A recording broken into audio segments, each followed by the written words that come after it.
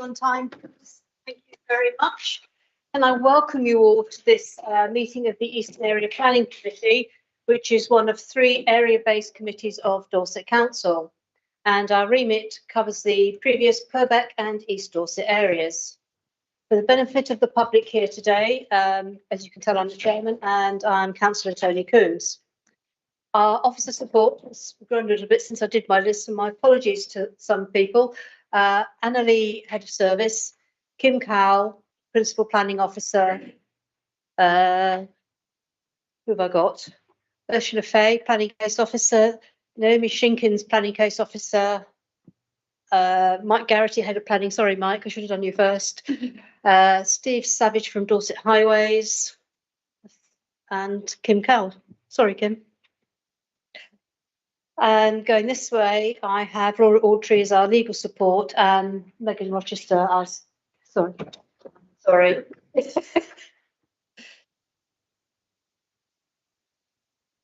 Anna Massey, our legal support officer, I do apologise. And Megan is our committee clerk. And also, can I thank officers around the room who are making today possible. For the benefit of everybody, there are various wires around the room, so please can you make sure that you don't trip over them. This meeting is also being live streamed, and a copy of the recording of the meeting will be available on the website after the meeting. And by attending this meeting, you do consent to being filmed. Please can you make sure that your mobile phones are either switched off or turned to silent. I'm very pleased to welcome members of the public to our meeting, to listen to the debate and the decisions being made, and that they have the opportunity to address us directly in accordance with our procedures, which can be found on the website. I will make the point that the normal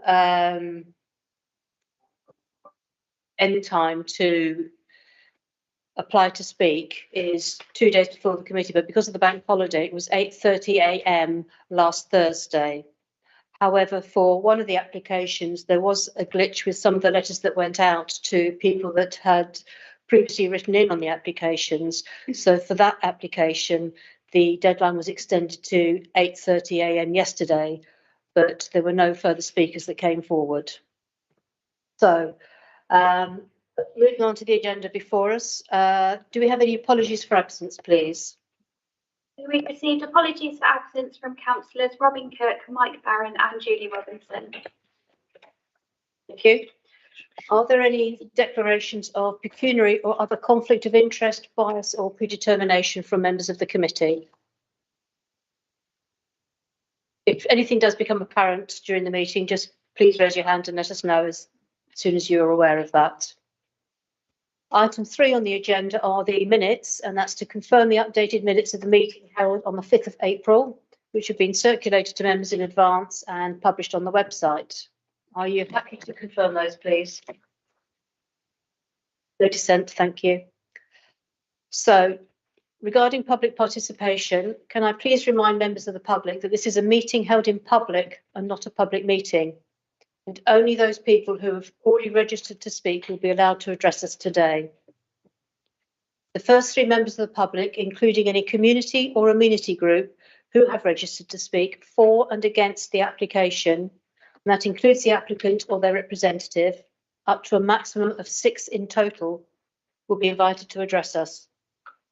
If the applicant or their representative registers to speak, then only the first 2 members of the public who wish to speak in favour of the application may address the committee.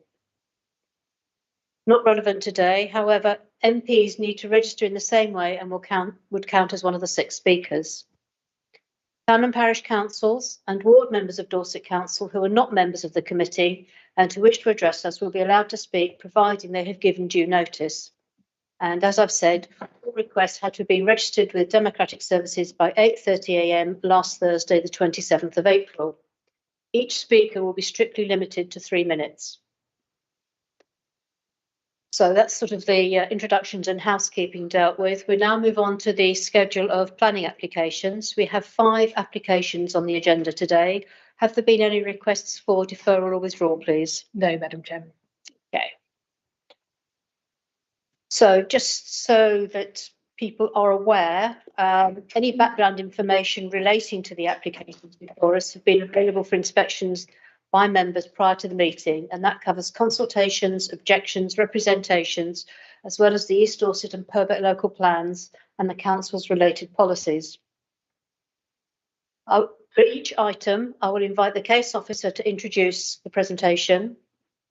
Then I will allow members of the public, planning agents, applicants, town and parish councils who have registered to speak to address the committee in the following order: public against the application, support, the applicant or agent, the town or parish council, and then local member. Following the public participation on each item, I will then ask the officers if there are any salient points that they wish to clarify.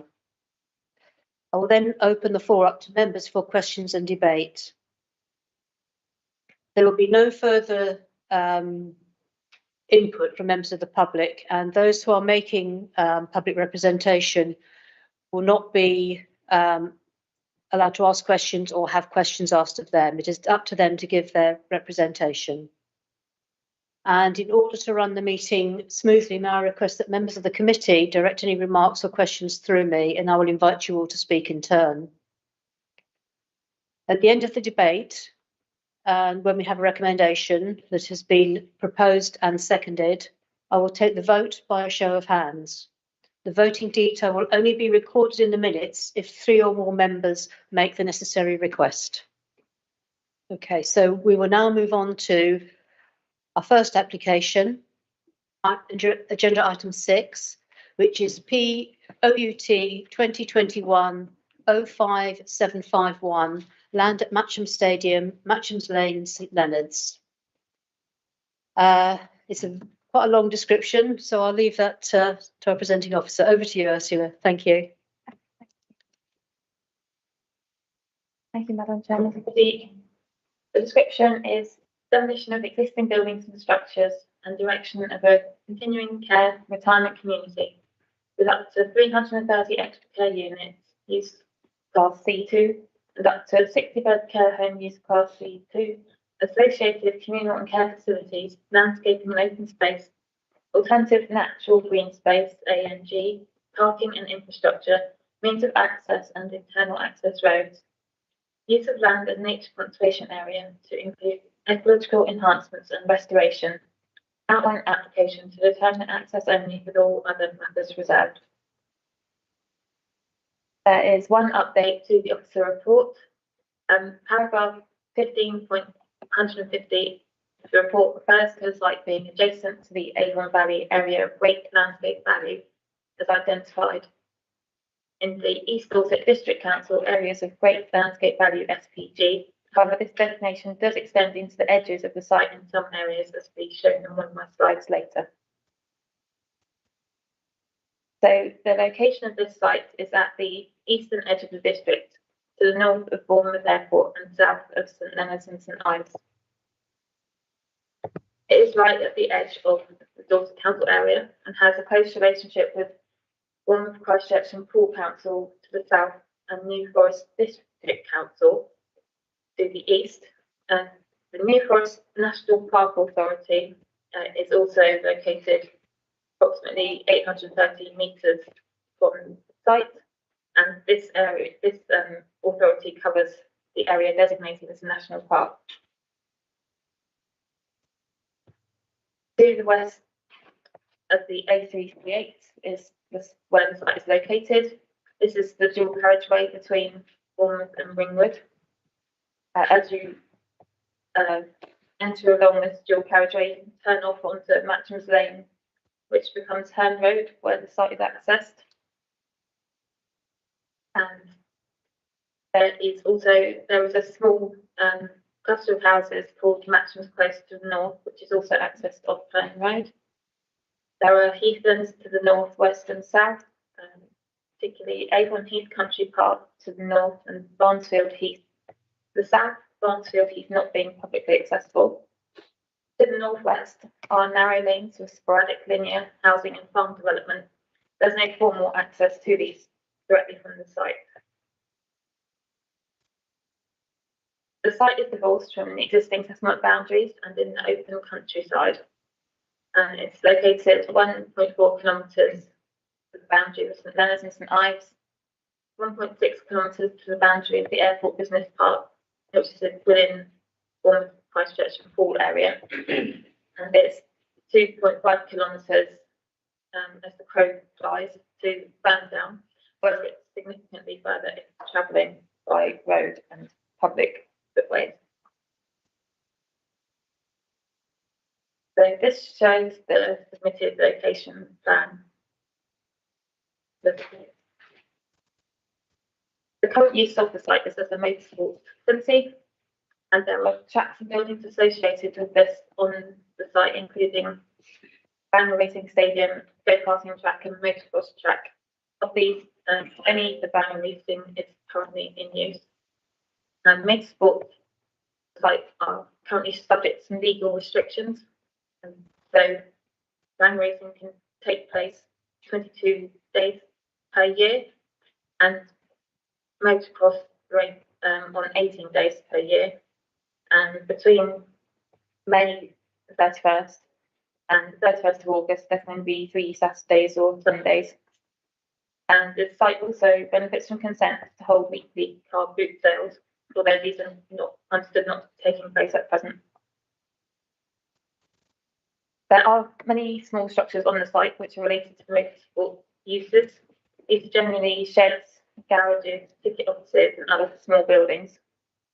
Given the extent of the fixed surface infrastructure, the substantial stadium, and the ancillary buildings, many of which are permanent construction, it's considered the site constitutes previously developed land as defined by the NPPF.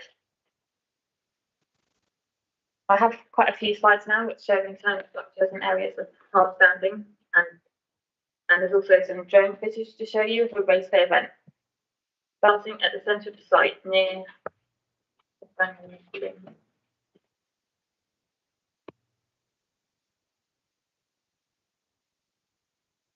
So I'll just point someone to do that. So to the left, this is the stadium and the viewing area. To the east, there are areas used for car storage, and there's also several pits on the site, like this one, which are being used for dumping rubbish. And this particular location has tested positive for asbestos present in contaminated land before. To the centre of the site, there's an extensive tiered parking area, and there are some more storage areas and a group of mobile homes and caravans. There's then more areas of hard landscaping, and some of these are stream and expanded car parks.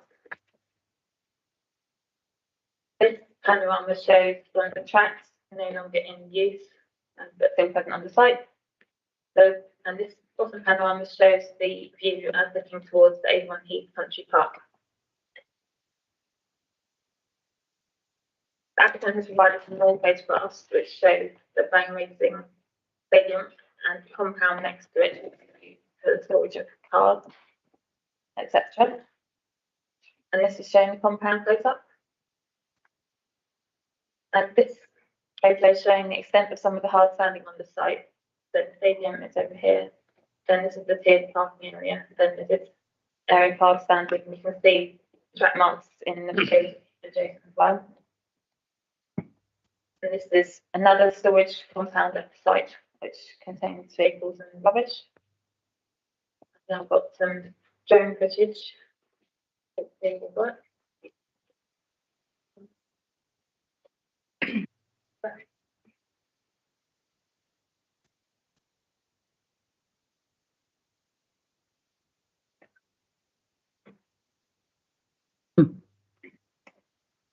So this drone footage was taken during a Bangor Racing event day in August 2022.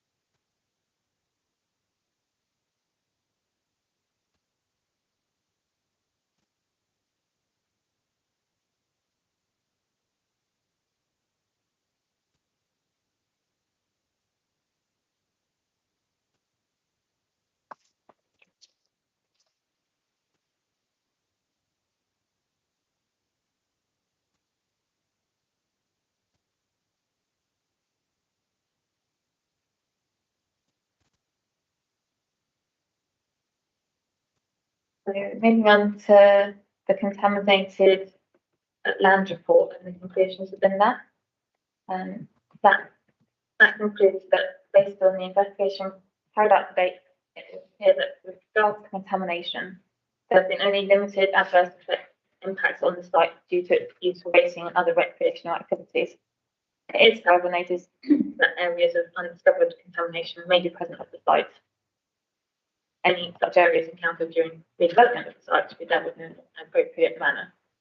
To date, the worst ground contamination has been encountered in the fuel storage and vehicle maintenance areas.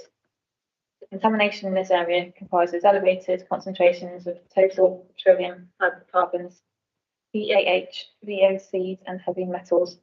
A few areas of localized PAH contamination have also been encountered in other parts of the site. The identified contamination is considered to pose a low to moderate risk to the environment, particularly to the underlying minor aquifer. Limited remediation measures will be necessary during redevelopment of the site, comprising the hotspots of contamination. New buildings at the site should also incorporate suitable gas protection measures. An engineered capping layer is not required in landscape garden areas, although it's recommended if the growth medium. So I hope that will provide members with an understanding of the site and issues at present. This also, in terms of contaminated land, shows the proposed remediation strategy, works that would be carried out to remove contamination on the site. This strategy has been accepted by our contaminated land consultant, subject to a condition, and I think it's worth pointing out that a lot of the remediation works on the wider site relate to the removal of buildings, structures, and surfacing. And this is showing the area around the stadium in more detail and the remediation strategy there. And the estimated cost for remediation is £1.74 million. And it's considered the benefits arising in remediation of contaminated land will be significant. Moving on to the topography of the site, this is quite sloping. The land is rising moderately from the site entrance past an existing pond up to the stadium, where the ground is levelled to accommodate this, and the tiered spectator area is cut into the hill. It then continues to rise through the tiered parking area to a high point at the top of the hill. Then the land is falling steeply away to the south and west.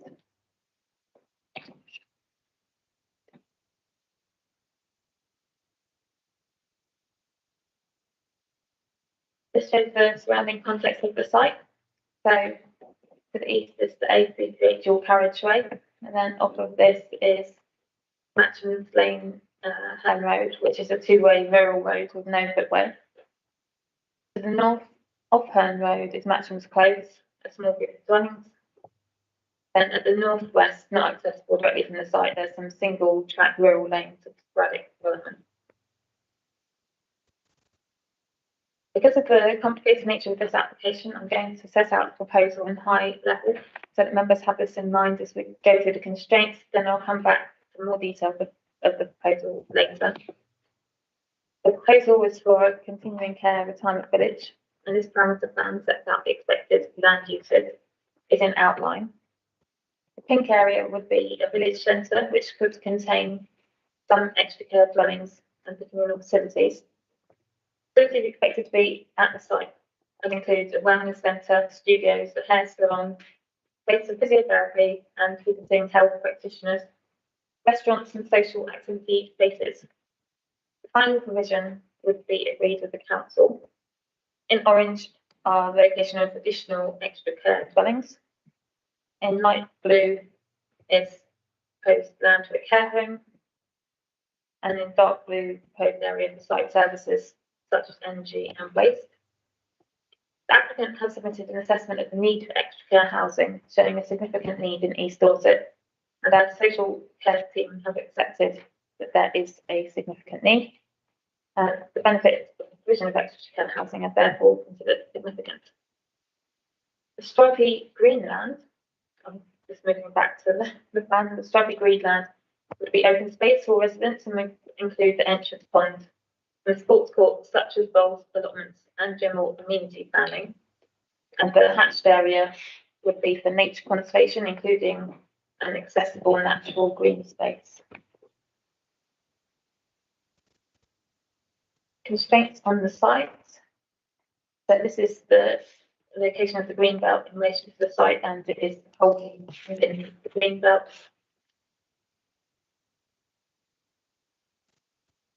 And around the site is designated as an area of great landscape value. And this is the only map we have of this. So that it extends around the site and into the site in some places. And you can see this is the boundary here of the area of great landscape value. And this is the local plan allocation at Matchams, which is the same as the site boundary. The SPG does mention that the boundary for that area of great landscape value has been drawn to avoid substantial areas of despoiled land in the area, and so that's why quite a lot of the site has been excluded from the designation. This slide is showing the special protection areas near the site, which, as members know, are habitat sites of international significance. The site is adjacent to and includes parts of the Dorset Heathlands. It's also within 5 kilometres of the New Forest SPA, and part of the site is in the surface water catchment area for the Avon Valley, which members will also be familiar with. And this slide is showing the special areas of conservation, which overlap with the SPAs, but not exactly the same areas. There are also some small areas near the sites which are part of nationally designated sites of special sites of scientific interest, but which are not habitat sites. So all the indicated areas on this map are SSSIs, but blue shows those parts which are also in an SPA or SAC, so special protection area or special area of conservation, and yellow is showing those areas which are only sites of special scientific interest. And you can also see on this slide the site boundary in red, and where there are parts of Dorset Heathlands SPA which are within the site. There are some heritage assets near the site, and 2 scheduled ancient monuments, the 4 bowls barrows on Foxbury Hill and the 3 bowls barrows in Avon Heath Country Park. And the council's conservation officers have confirmed there would be no impact on these assets. In terms of rights of way, the site is not particularly connected to the public rights of way network, but it's worth noting adjacent areas of open access land. To the north is the Avon Heath Country Park, and to the south is Week Common. So those areas are publicly accessible, with people able to travel over them as they wish. The nearest bus routes to the site is identified in the submitted choice assessment, are the X6 from Ringwood and the JetBus 737 from Bournemouth Airport. Neither of these are close enough to serve the site. The applicant is proposing a private transport service which could be secured in perpetuity through a Section 106 legal agreement, provide services to both residents and employees, which is considered could mitigate for the lack of public transport. The site is also unconnected to the local or national cycle network.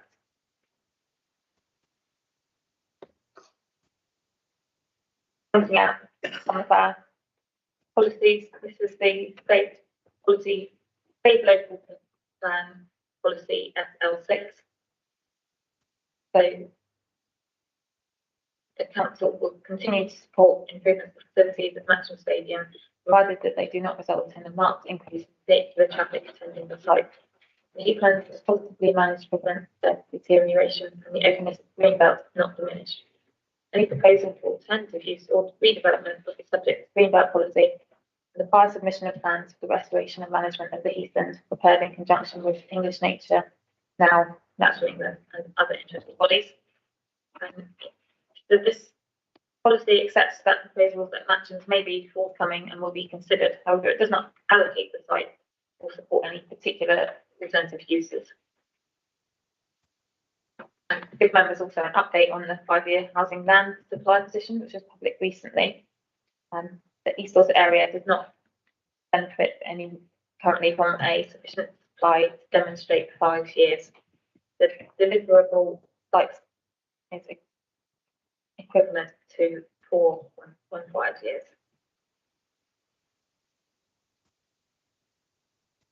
And in terms of what this means for proposals including housing that paragraph 11 of the NPPF is engaged. And this means that proposals should be granted permission unless one of 2 tests are met. And in this instance, the relevant test is the first one, I. And the relevant, this refers to if areas and assets of particular importance are affected.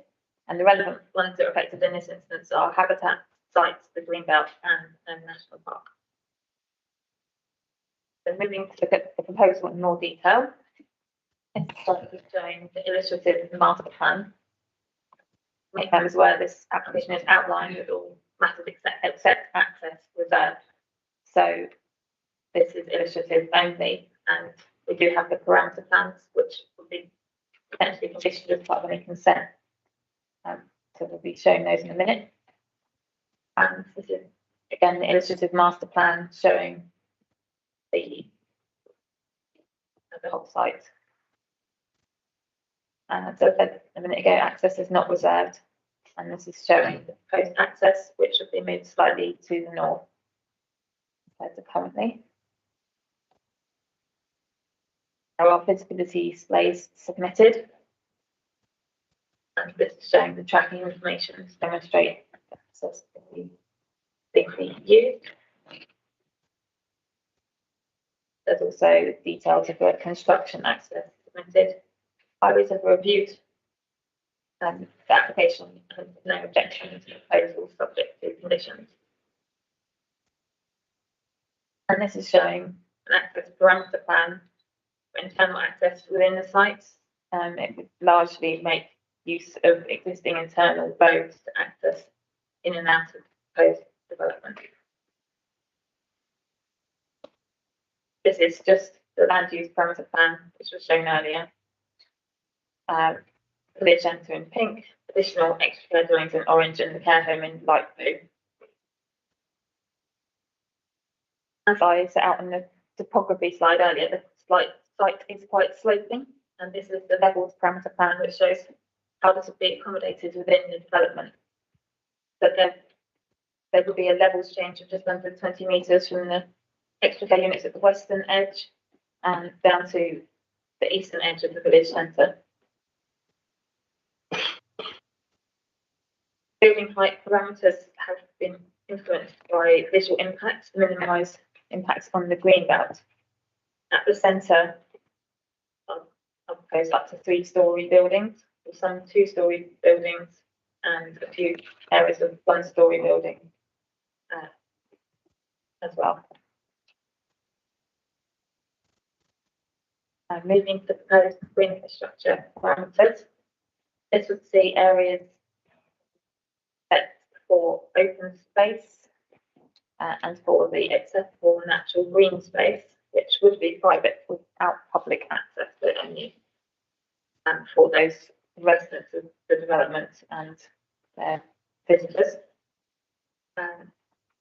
And there's also this large area around the edge proposed as a nature conservation area, and that includes the areas which are designated as SPA as well as additional land. This is the illustrative green infrastructure strategy. This shows walking routes around the site. There's walking route that goes around the site and to the accessible natural green space, and shows viewpoints and seating along this walk. This green infrastructure strategy diagram shows habitats that would be retained and or created. Not all of the existing features on the site are supposed to be removed, so some elements of the tracks and parking areas would remain present but be remediated and managed. And this slide shows the habitats that would be present within the accessible natural green space, and also some walking routes, circular walking routes. There's like 1.8 kilometre circular walking routes and the viewing point. The idea is that residents would walk around the accessible natural green space but would not be able to access other parts of the nature conservation area. Now I'm going to the elements of my report in order. In terms of the sports assessment, this was submitted by the applicant to demonstrate that the current motor sports facility is no longer viable. The case has been made that it's not viable due to legal restrictions and decreased numbers of people visiting the site and the events that take place there. To demonstrate that alternative facilities are available, which people could meet demand, the applicant has identified 7 facilities within a 2-hour drive on the basis that motorsports have a large catchment. And the applicant has demonstrated that some of these venues have capacity, in particular Aldershot, this one which is the closest. All the others are about 2 hours away, the closest one. So on that basis, the applicant proposes the loss of the facility is acceptable. The sports assessment has been reviewed by Sports England and they have accepted its findings and don't make an objection to the loss of the facility. Looking at the use classification of the proposal and affordable housing. Applicant has stated the proposed uses would fall within use class B2 and that they are therefore not required to make a contribution to affordable housing. However, officers consider that the proposed dwellings fall within use class C3, and this is because the use class order defines C2 as use for the provision of residential accommodation and care to people in need of care, and care is defined as meaning personal care. Let's set out their proposed package, which all residents would need to take up. This would include the provision of 2 hours per week of care services. And there are also other provisions, including 24-hour day, member of staff on site in case of an emergency, 24-hour security, etc. I won't go through the whole slide, but members can come back if they have any particular questions.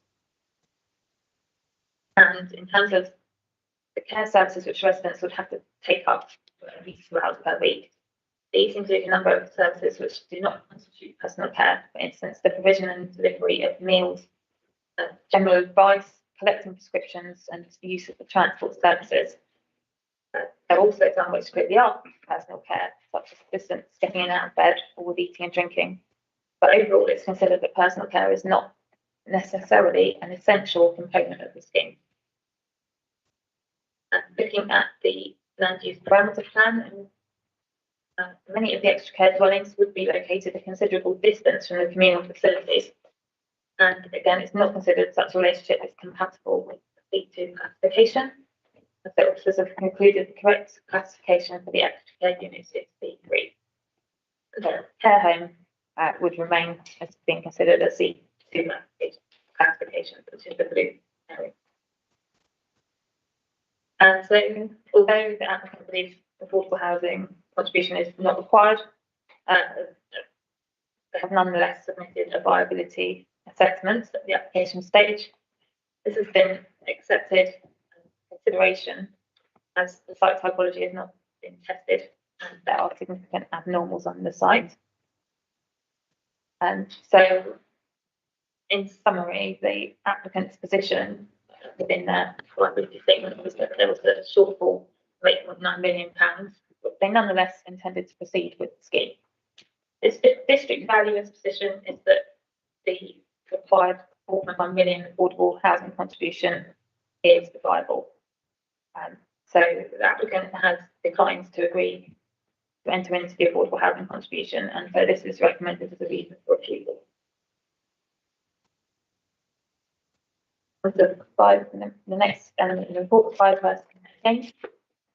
And this map shows the habitats as existing and after the proposed development. The habitat sites of the Dorset Heathlands SPA areas are excluded from this assessment. The Dorset Natural Environment Team have expressed concerns about the loss of habitats of significance on the sites outside the SPAs within this area, and about whether the mitigation hierarchy has been followed. In particular, there are some areas of open mosaic habitats which are on previously developed land, which are proposed to be developed on, and there was also the issue of the potential loss of a lowland grassland field, which the applicant suggested could be used for amenity, other types of amenity space such as a bowls pitch. So in terms of looking at the board proposed for after quite this develops in terms of habitats, and there would be in the area of open mosaic and some extra care dwellings. As the strategy is developing the previously developed parts of the site, it is considered reasonable not to require that habitat be retained. And regarding the grassland area, which is shown here as white because it's big open space, and the applicant has indicated they will be willing for this to be retained and that is secured by a condition. Overall, the applicant is proposing a 10% net gain, which is in line with the minimum requirements that will be coming in later this year under the Environment Act. And the strategy would include the improvement of areas within the ANG and the national and the proposed nature conservation area, which are outside the habitat sites. However, part of the strategy is to lose areas of high significance elsewhere. So overall, this part of the ecology strategy is not particularly delivering more than might be expected, which brings me on to the impact on the Dorset Heaths and New Forest SPAs. So just bring up the SPA slide again. Before I start, I'm just explaining about the approach to the New Forest SPA and Dorset Heathlands. So there are some areas of the New Forest SPA that are within 5 kilometres of our district. In general, we've always taken the view that the impacts on the Dorset Heathlands and New Forest SPAs are so similar that by avoiding impacts on the Dorset Heaths, we've also avoided the impacts on the New Forest. Firstly, if the impacts cannot be avoided and there's a New Forest site within 5 kilometres, then it's also affected. So, having said that, I'm going to carry on and mainly refer to Dorset Heaths, but bear in mind that the same applies to the New Forest where it's within 5 kilometres. The Dorset Heathlands SPD, as members will know, is our strategy for avoiding in combination effects. So the SPD is the tool by which there is confidence that residential development can come forward within the 400 metres, 5 kilometre zone.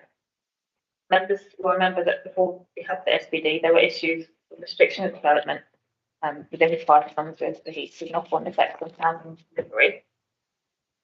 And in terms of the specialist housing that may be permitted within 400 metres of the heath through the Dorset Heath and ZPD, this is restricted to specialist purpose-built nursing homes where residents are known to specialist schemes for the accommodation of disabled people, where by the nature of their disability they are unlikely to have any interest on the heaths.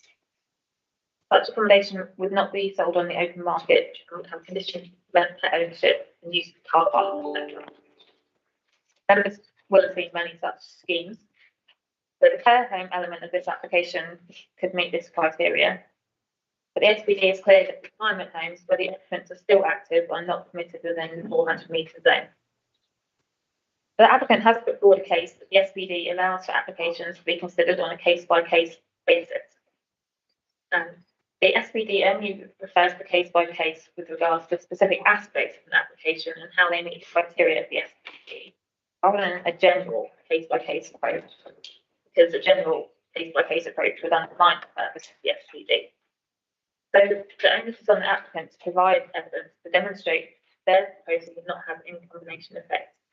This was logically as a whole.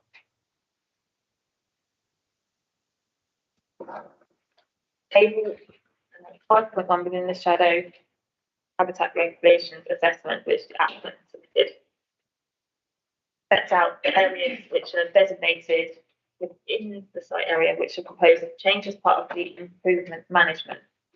This is showing 6.3 hectares of a coniferous woodlands and 0.3 hectares of roseland and shrub would be replaced with 5.1 hectares of lowland heathland and 1.4 hectares of other woodland. There are statutory mechanisms available to achieve a similar result. However, these have not been successfully enacted to date, and it is considered unlikely that management will change significantly while the current use remains operational at the site.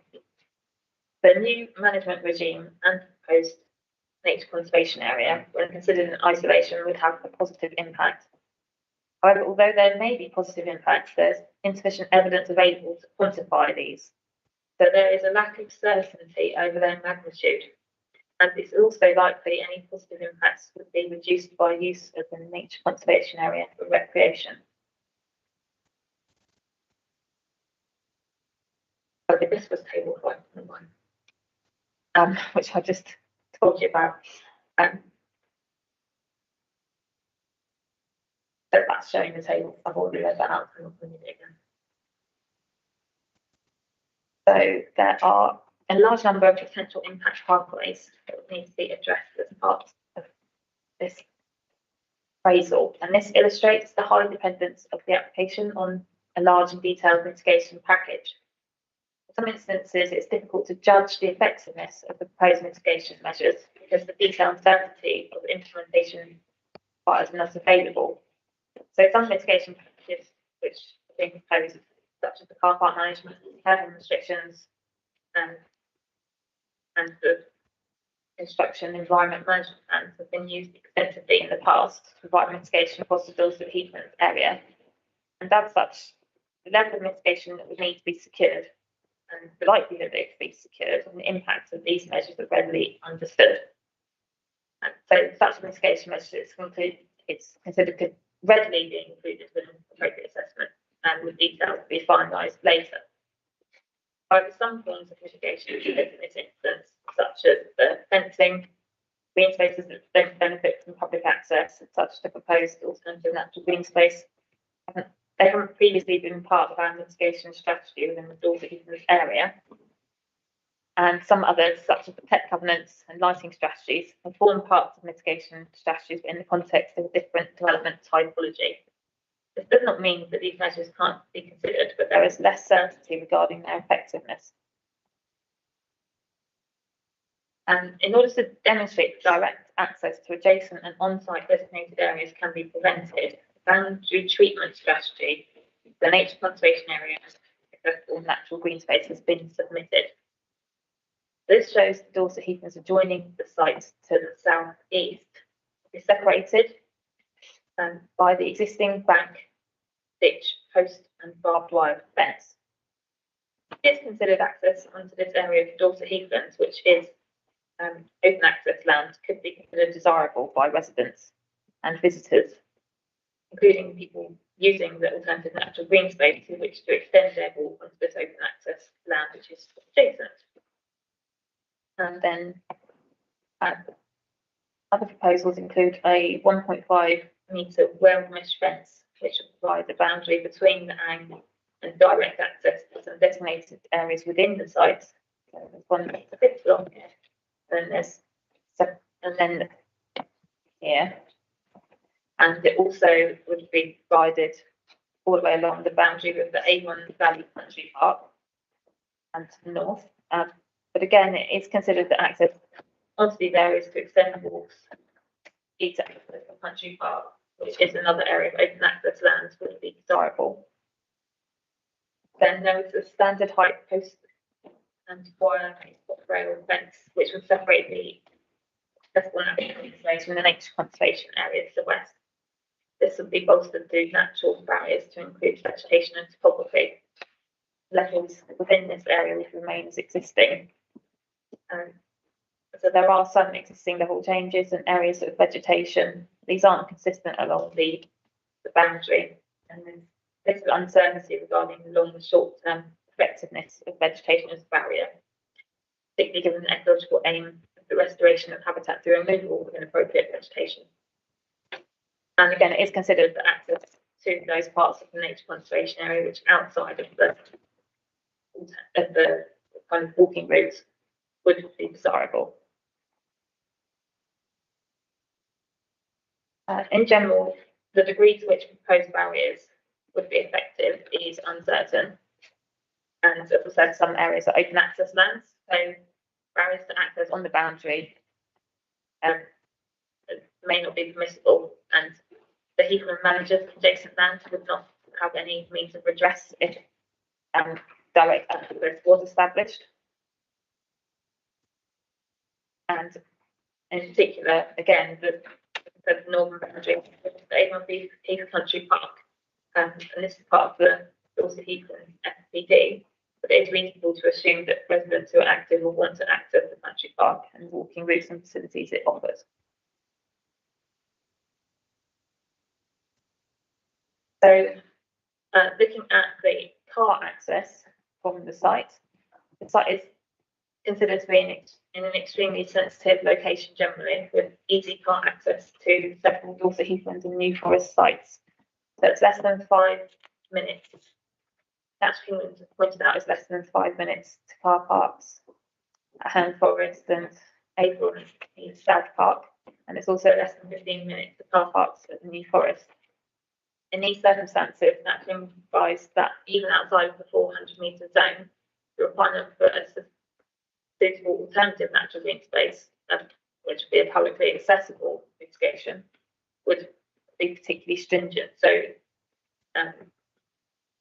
this is within the 400-metre zone, but even if it was in the 400 to 5 kilometre zone, I think naturally would potentially be objective. So there's a lot of uncertainty regarding the impact pathways. So it's important to be able to make a good prediction of the potential increases in recreational pressure the proposal would generate, because you need to be sure you know what you are mitigating. But the evaluation of this issue in the shadow habitat regulations is flawed. It's first using an estimate from one of our heathland monitoring surveys that says the average heath visitor makes 206 visits per year. However, new residents of this development would not necessarily be average visitors if they would live in a location with easy access to heathland. And visitor surveys consistently show that ease of access is a key determinant in the frequency of health of heath visits. So we would actually expect an allowance to increase the number of trips that are assumed if we're going down this path. Instead, the Shadow HRA is claiming that there's only 27% of visitors at the Avon Heath Country Park were over 65. Visits from the development would only be 27% of the initial estimate of the average visitor. But of course, the proportion of visitors over 65 is dependent on the proportion of over 65s in the general population. So the assumption the applicant is making is not logical. And 27% of visitors in the Heathland survey were from over 65, while 31.7% of the population in East Dorset are aged over 65. So the number of over 65s visiting that country park were roughly in line with what you'd expect given the age grouping in East Dorset. There isn't particular logic to the reduction proposed by the applicant. And naturally, I'm going to have queried the logic of this approach of the applicant. No change to the methodology has been made.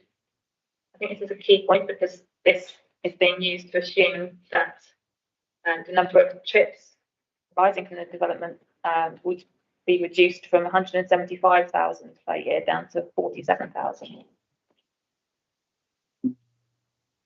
And this table demonstrates that the shadow habitat regulations assessment goes on to rely upon the assumption that the number of visits to the Heathlands residents would be reduced compared to the average when considering effects on the disturbance of the Heathlands, making reference to the residents' age profile, accounting for reduced proportions of Heathland visits and reduced propensity to visit the heaths. And the assumption is also taken forward to the effects arising from trampling. And it's also worth noting the assumptions here regarding the effects arising from fires. And it's reasonable to assume over 65s might be less likely to cause fires through arson. However, there have been significant Heathland fires caused inadvertently through careless use of barbecues and littering may also increase the risk. And there isn't any evidence that over 65s are less likely to use disposable barbecues in other age groups. And also noted there's a proposed 20 metres buffer between the developed areas and the Heathland and habitat sites, which would provide no or very minimal protection from a Heathland fire. And so this could lead to demand for future residents to manage the Heathland to reduce the risk of fire to their properties, which would be difficult to resist and could compromise the designated site. It's showing that proposed 20 metre buffer. So we have proposed extra care dwellings here, then a 20 metre buffer, then the Dorset Heathlands FPA. It is considered this buffer would be insufficient to prevent harm to wildlife interest from lighting or noise, as well as providing no or very minimal protection from a Heathland fire.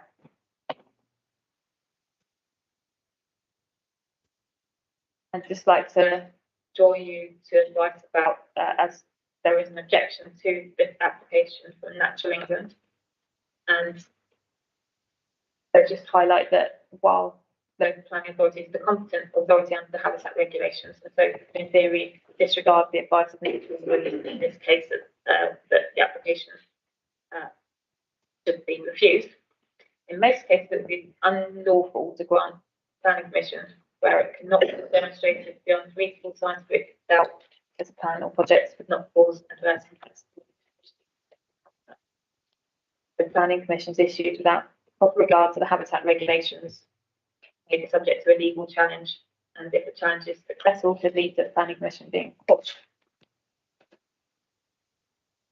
Moving on to the green belt.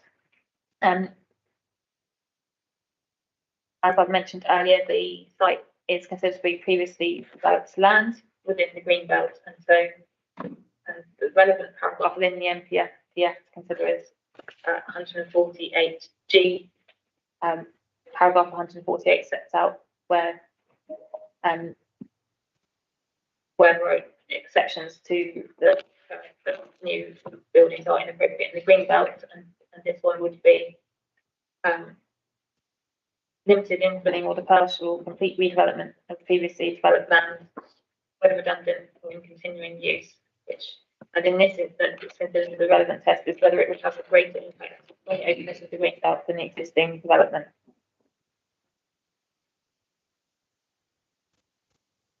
So looking at some of the visual, so I should say that it's considered that the proposal would have a greater impact on the openness of the green belt than existing development, and because the greater scale of the development and the change in use pattern and the increase of urban use patterns and lighting into the green belt. So move on to the visual effects during the day. Regarding these sites, very well contained, and there are very few views into the site. And this slide shows the views towards the site from Avon Heath Country Park, and I'm aware members won't be able to read that writing, but the important thing to look at is the coloured lines on the plans. These show the location of building heights in the parameter plan. So you can see that the lines are below the tree line, so the buildings would not be visible. And this is the view from the entrance, which is the other point where it's possible that you have views into the site. The appearance of the entrance would change, but again, the coloured lines indicated on these photos show that development would not be visible as of the buildings. And as I look at dark skies, it is necessary to consider the New Forest National Park who have submitted an objection to this application. You will remember at the beginning of the slide that it showed how close the national designation is to the site. And this dark skies map from the CPRE shows that the site is currently relatively dark location of the site. And these are images from the submitted lighting survey, which was taken during a floodlit event. However, as I mentioned earlier, such events take place only on a limited number of days per year due to the legal restrictions, and at the rest of the time, the flood lighting is not turned on. And this is the lighting survey and strategy. A desk survey to assess the site as being within Zone 2, Zone E2, which is a rural surrounding. And then the proposed lighting strategy proposes delivering lighting at Zone E3, which should be suburban surrounding. The New Forest National Park has not been identified in this strategy as a sensitive receptor, and the applicant has been given a chance to respond to this, but did not carry out additional work to demonstrate the impact. Consequently, that is considered there is insufficient evidence. There is evidence that there are impacts, but there is insufficient information submitted to understand them. And due to the status of the national park, this is considered a reason for refusal. And looking at the surface water, this plan shows the indicative storm water drainage strategy. The local flood authority have objected. They raised a holding objection, requesting additional winter ground testing work to demonstrate the strategy is achievable. And the applicant was advised of this last year, and so had the opportunity of the winter we've just had to carry out this work and submit it, but has chosen not to do so. And this attached plan, which has been provided by the local lead flood authority and stating on the storm water shows the location and dimensions of proposed underground soakways in relation to the site layout. It's got the approximate locations of the boreholes that the applicant has carried out with the identifying numbers. The soakaway dimensions are showing a depth of 1.2 metres for all the soakways. So if you look at the groundwater, the readings, then this would be 0.15 metres below ground level. And if a soakaway was built at this location as proposed, 1.2 metres deep, the groundwater level readings that have been submitted show that groundwater would enter and fill the soakaway on occasions, which would render it useless for some of the year. And the applicant has not submitted a backup strategy or an alternative solution. So just looking at that, the more complicated. So the attack, in terms of the surface water drainage and flooding, because there hasn't been an alternative demonstrated, for example, discharge to a sewer from Thames Water Authority, noting that there is currently not any sewage or drainage near the site. Without an alternative being demonstrated or the requested additional information being submitted, that it's not possible or appropriate to condition the surface water drainage strategy, because it's not certain that one can be achieved. With regards to this, the surface water drainage strategy is actually the mitigation that the applicant is relying upon in relation to impacts on the Avon Valley Special Area Conservation. So if the surface water drainage scheme cannot accommodate the water on the site, that could have impacts on the Avon Valley. However, in this instance, there is an alternative known to be available in the form of a credit system where credits are for sale. So this is considered could be conditioned. So moving to the planning balance in terms of benefits. Provision of housing to meet the needs of older people is considered a significant benefit. The remediation of contaminated land is considered significant. Economic benefits, including the creation of approximately 60 jobs in association with the retirement community and construction jobs, and introduction of additional people spending money in the area. It's considered moderate given the scale of the site and scale of benefits. The on-site alternative natural green space, open space and communal facilities can mostly serve the residents, and so are considered moderate benefits. Adverse impact, and the impact on the Dorset Heathlands SPA and Newport SPA, which cannot be mitigated, and our advice is this would mean that development should not be consented. Impacts on the green belt are afforded very significant weight and as per the NPPF. Lack of affordable housing contribution is considered significant. Impacts on dark skies of New Forest National Park is considered significant. Impacts on flooding is considered moderate, and all other impacts are considered limited. It's worth noting that the applicant has had the benefit of pre-application advice and has been offered ample time to provide required information.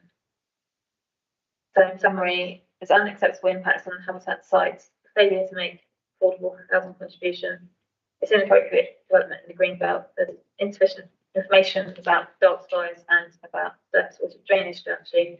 So it's recommended to refuse permission. And I'll just run through finally the reasons suggested for refusal. But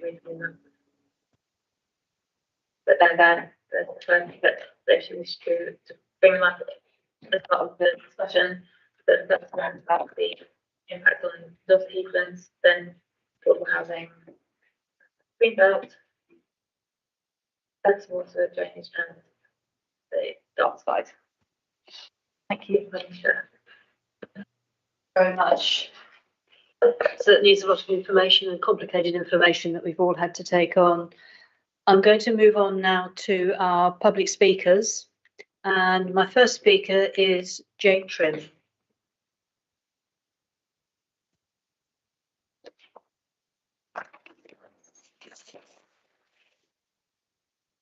There's a button on the microphone. If you press that when you start speaking.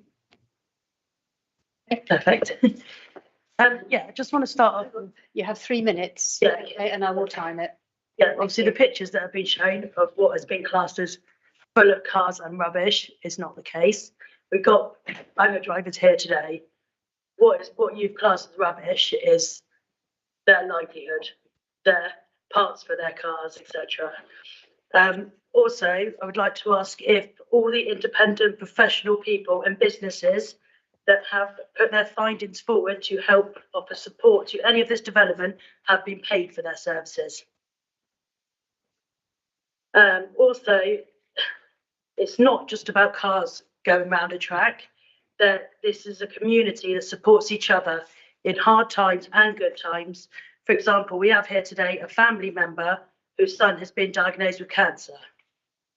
All the drivers put all their prize monies together for this to donate towards that family to help with the treatment.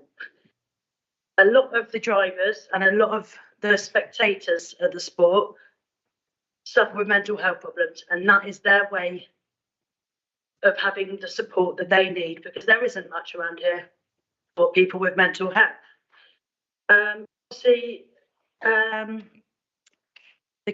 The local area plans clearly state that no consideration to build on greenbelt land and will not be given the opportunity to do so, and will be reviewed in 2025.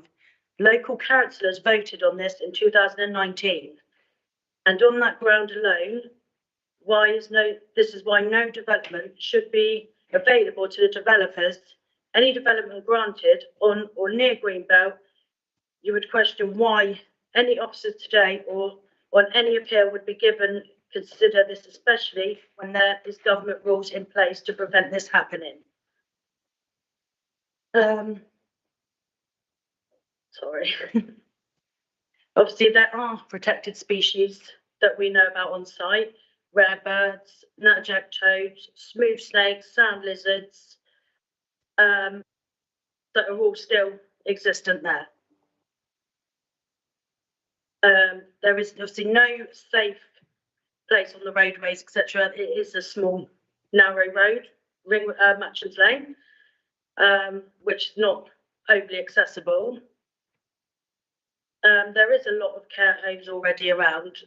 Matchams has been around since, what was the date? 1954. Sorry.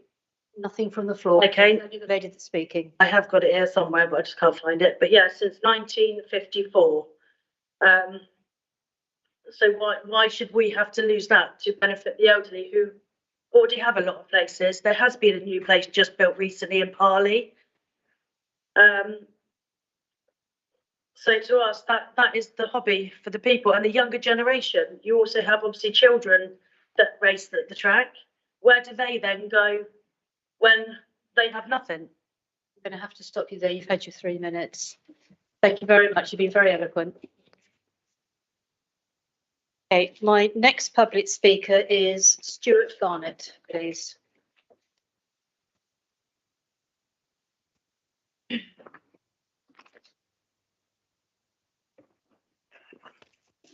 Again, you have 3 minutes, sir.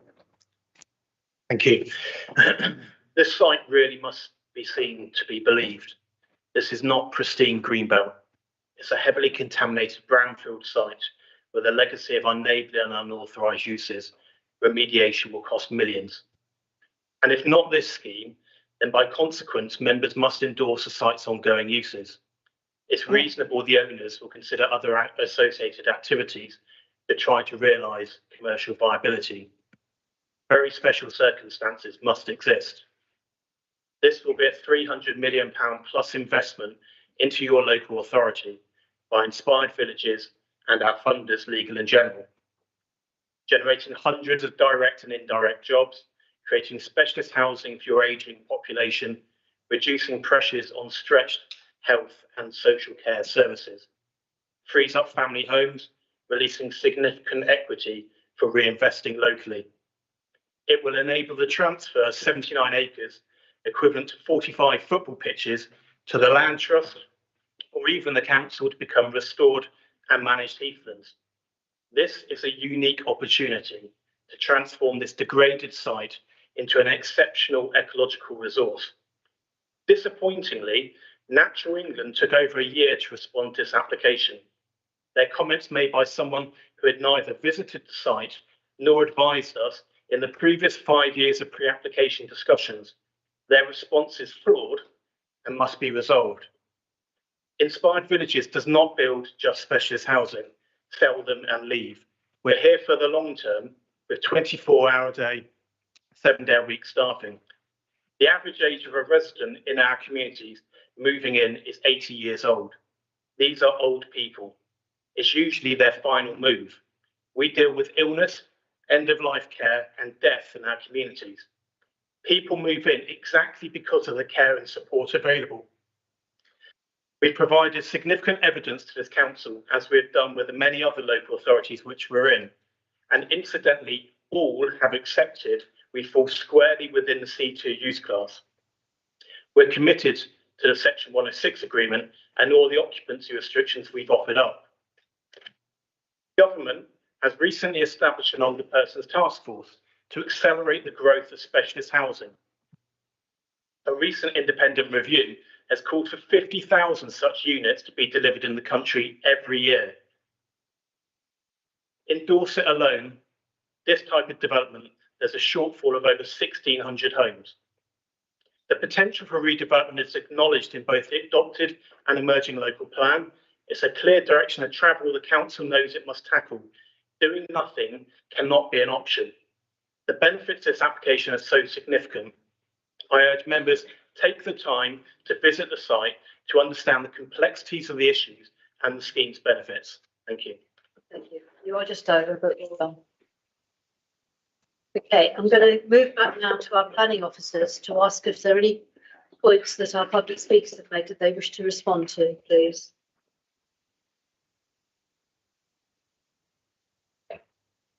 I'd just like to firstly draw members' attention to the equalities impact assessment that has been carried out and has included as background paper. And this includes an assessment on the impacts on younger people, and it's accepted that the loss of the major sports facility may have greater impacts on younger people than other groups. They may be less able to travel to alternative facilities. They may be able to travel as part of a family group, and it's also considered there's limited available information regarding some of the profiles of motorsports fans. However, overall, it has to be concluded there's no evidence that the removal of a legal facility would cause people to engage in illegal activities. So just draw members' attention to that assessment. And the other response I'd like to make in response to our second speaker, who said that Inspired Villages would not just sell the site and leave. I think it's important to make members aware that this wouldn't be a personal permission, and so the permission would run with the land and wouldn't necessarily be Inspired Villages who built the scheme out. Okay, thank you. Okay, members, so we've had the presentation of the public speakers and the officer response. I'm now going to move forward to the member debate, and my first speaker is Barry Orange. Chairman, I'm speaking as a member of the committee, not a member of a resident or the parish council. I would thank the officer for a very comprehensive presentation, and it's obviously not been easy for you to put it all together. Right, if we go back to slides, I think it was 13 and 14, it gives us a pretty good idea of what the site looks like. And obviously, I think it's already been mentioned that there's car breakage, and there's also storage of vehicles there, and as well as the racing. Now, the racing takes part from what I believe over a number of decades, and I think it's a fairly regular event, probably on a weekly or monthly basis. Now, if we go on to the residents that are have houses near there. Now, when these people in Matcham's Close and other nearby residents purchase their properties, they must have known about this site. So, yes, I realise that there's noise and smell and fumes, but, you know, they should have realised that before they purchased their property. So I can't see that they can complain. The parish council, I know, didn't make a response, but I think the parish council would have liked the site to have been returned to Heathlands, but that's not on the agenda today. There are many objections, and if we go to pages 20 to 26, it's not only Natural England that are objecting to this, it's also all these other bodies like National Environment, the Dorset Wildlife Trust, etc., etc. What I would like to just stop at that point and give the other committee members an opportunity to speak, because they might come up with something that would add to the debate. Thank you. Very much. Mike Darcy, your hand first, then John Worth and David Took. Thank you, Chair. I believe I'm correct in saying that the reason that the parish council didn't make a comment on this particular application is because to make a comment fell to the planning committee, and there are actually 2 Merchants Close residents on that committee. So I believe that they thought on the day that it would be more prudent not to make a comment, but they did make a comment previously under the old East Dorset and Christchurch local plan consultations, and their comment at that time was that they didn't feel that this site was suitable for housing because of the impact on nearby heath. And they did suggest other possible uses, but they've perhaps gone in the passage of time. But what they said in response to the East Dorset local plan is very much in line with the comments that Natural England and others have made on this occasion. Chair. I do understand that they've not made a representation on the application before us, and that's what we're considering. So those comments are historic, and they may have changed or they may not have changed over the passage of time. So I think members need to consider the appropriate weight they give to the views of the parish council. Certainly, Chair. Thank you very much. Okay. My next speaker is John Worth. Thank you, Chairman. Yes, there was comment about the condition of the site and its unkempt appearance. As I'm sure all the members of the committee are aware, this is not a consideration when it comes to our planning decisions. The state of the site is not relevant. I'm also concerned about the conflict of the developer and the district value of the affordable housing contribution. The district valuer said 4 million plus, and the developer said nothing. And I'm also concerned that it's against the advice of Natural England. It falls foul of the Greenbelt policy, Dark Skies, and also the Legal Flood Authority has a holding objection on this. So I think there's a lot of issues with this site that would prevent us from recommending approval. Thank you. Thank you. David Took. Thank you, Chair, and thank you to the officers for a quite complex presentation. I don't pick up a couple of things from it. Next word, so. NPPF talks about land in the Greenbelt and developing land in the Greenbelt, paragraph 149, paragraph 150. 149 and indeed talks about opportunities for limited affordable housing. This is not limited affordable housing, it's no affordable housing. So that paragraph falls.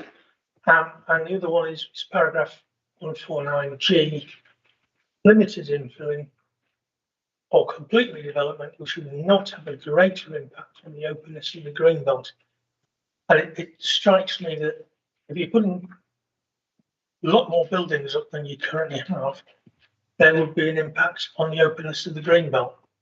And the pictures that were presented at the start, where we could see not a pristine green meadow quite clearly, but it's still a fairly open landscape, even with the racetrack in there. So I think that one would fall as well. Well, a couple of concerns. They talked about the age of the residents that were going to be there, and they're all going to be over 65. and therefore wouldn't be walking on the heathland very much. Do they not have visitors? And those visitors may well be under 65. If I was there, I want my grandkids to come. And they're definitely under 65. And they love to get out walking. So I think there'd be a lot of people out there that people would walk on the heathland. There would be impact on the heathland, and it's protected. So I think the idea that just because your residents aren't under 65, visitors won't be is a bit ill-considered. And there's a very vague mention of spouses. In order to qualify, you've got to need care and be over 65. But if I needed care and was over 65, gosh, that time will come one day. I would like my wife to be able to live with me. The idea that she wouldn't be able to because she is A, under 65 and B, my care, well then be unacceptable. I'm also concerned about the surface water strategy. I didn't quite understand that part of the presentation. I'd just like a little more detail on that. On that point in particular, we do have Rob Hanson, and I should have introduced him earlier, who is our flood management specialist, and he is available online. So if you do have any particular questions, I'm sure he could answer for you. I think it was partly trying to understand what they were and were not proposing. It seemed like they weren't going to do a great deal. But I'm not sure that's acceptable. But I'd just like further information on that, what they are proposing, what needs to happen, and why things can't be conditioned to be happening. I don't know why we can't make conditions to enforce proper SUDs. I'll get Robert to come in and respond to those. Morning, Robert. Morning. I mean, the surface water management strategy that we've been presented with, they've proposed soakaways, underground crate soakaways spread across the site. So there's a number of them. And I mean, the slide that's been presented there is to demonstrate the information we've been provided with. So they've done some infiltration tests, and those have proved favourable. However, we've raised concerns that the groundwater levels on site may be quite close to the surface in places. They've done some of their own groundwater monitoring, and some of those levels are fine. But if I've picked out a few groundwater levels on this slide, and they actually show that the groundwater level on occasion may actually enter into the soakaways themselves. So that therefore it reduces the capacity of that soakaway and it stops it functioning as it should do. So the information they've presented so far shows that their proposal for a surface water management strategy does not appear to work as expected. So we would need more information to be sure that they've got a proposal which is viable and deliverable. And because they haven't presented an alternative to this, so sometimes we might be presented with that they might say, well, we'll discharge into a sewer, and we've got a letter from Wessex Water to say that's acceptable, then we'd be able to go with that. But I haven't seen anything like that. I think so. Yes, thank you. One final point is Councillor Worth mentioned it earlier about the current state of the site is not relevant to what it's going to look like, because it's going to be changed with any application. And any application that may come before us could indeed be accepted by us. But in their brochure, which they very kindly sent me and called me yesterday to make sure I'd received. It says that the existing uses are being condoned. That's an interesting word. If approval for an alternative isn't granted. I don't think if we refuse this application, I don't think we'll be condoning anything in existence. We might be waiting for a better solution to come around. So I take a little bit of umbrage at that logical fallacy. But I'll leave that there for the moment. No, thank you. I'm finished for the moment, but I reserve the right to come back later depending on the debate. Thank you. The next speaker is Alice Brenton, and then I've got Shane Bartlett and Bill Child. Thank you, Chair. And thank you, Ursula, for a marathon presentation, but it did actually include a lot of stuff which was very relevant. Thank you. My biggest problem, well, I've got 3 issues, one of which is a question. So start with a question. As far as we can see, the only road access to this is off the 338. Is that right? Yeah. My concern is that this site is on Heathland. We have had a lot of issues in the last few years with heath fires.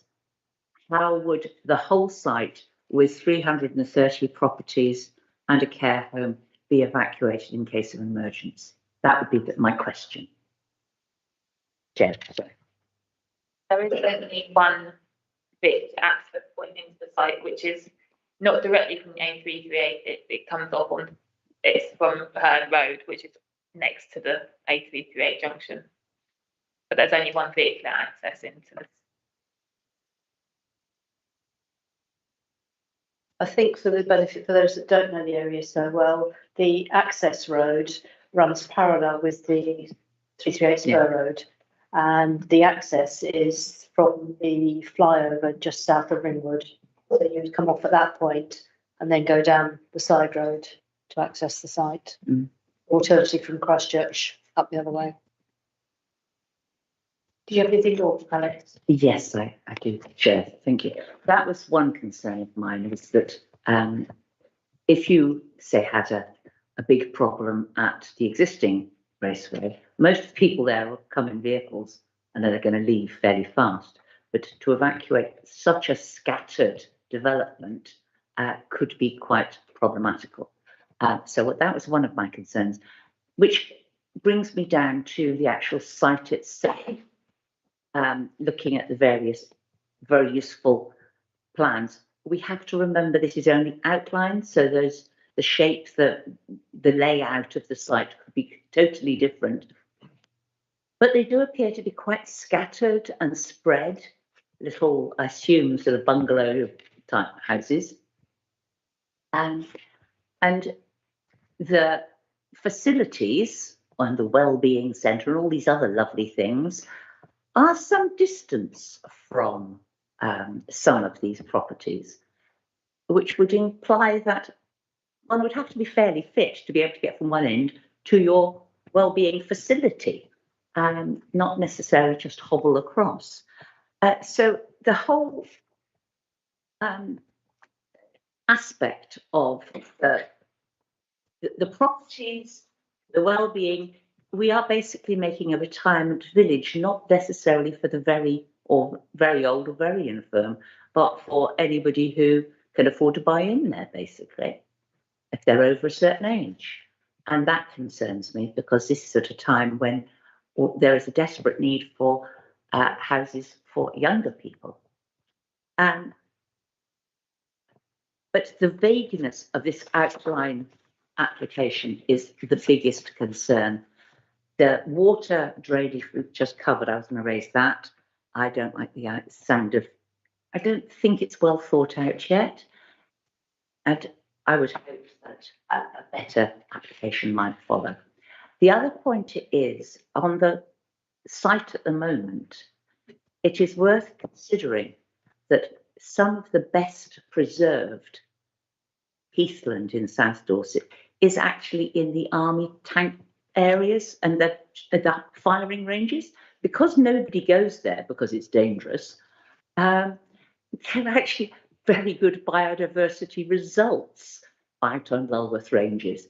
And the fact that this isn't a particularly attractive site and you only ever go there really to do your banner racing or attend a race day means the rest of the time it's pretty deserted. So actually it may not be pristine, but it may actually be already quite biodiverse and wildlife rich. So we may be offered a very controlled version, but it may not actually necessarily be better. It's Shane Bartlett. Thank you, Chairman. I've got several questions. So, first one is presently, is there is there a concern surrounding the drainage and pollutant surface water from the site that drains into the Avon catchment area? As obviously the water situation and the drainage situation on the site is one of the concerns within the plan application.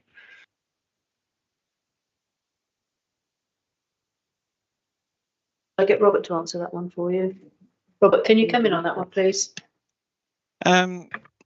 So, well, can I just clarify the question? So, is it in terms of the drainage as it is at the moment? That you, I mean,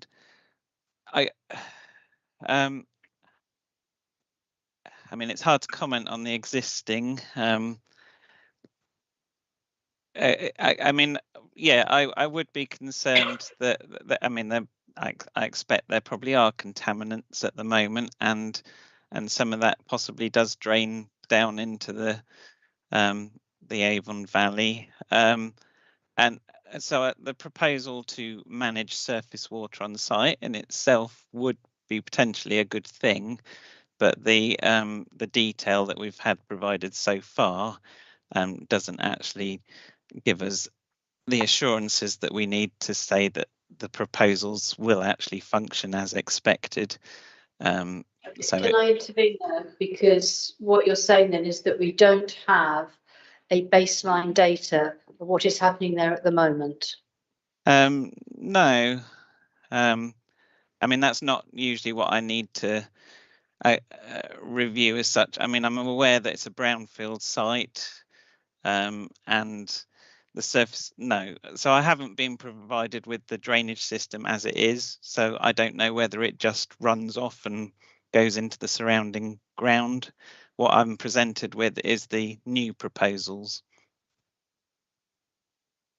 That's fine, but I just wanted to make it clear on that.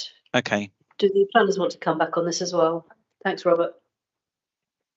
Yes, so the contaminated land report submitted by the applicant says that the identified contamination is considered to pose a low to moderate risk, particularly to the underlying minor aquifer. But in terms of the appropriate assessment of the site, there isn't a case put forward that there would be an improvement on the Avon Valley SAC, and that there's nothing quantified in terms of any positive benefit to that. That's your question, Shane. Unfortunately, it does to a degree, yeah. But I'll take that away with me. Thank you. Next one, Chairman, please. So, has a case study been carried out concerning whether there is a need for a retirement village, or is this application a loophole to develop near Heathland? On page 42 at 15.67, it says that 330 care units and care home is significantly greater than the local plans assessed as needed. So just like to know where we've come to this point where we actually think that we need this amount of retirement village. And I would also consider that it would bring a burden to the local health system.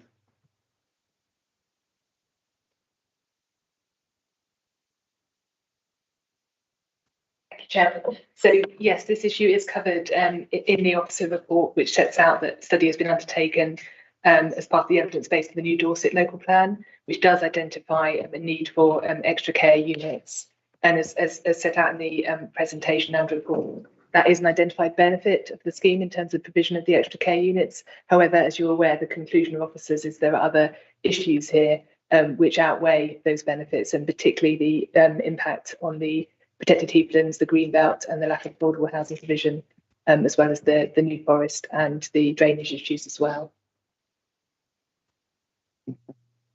Thank you, Madam Chairman.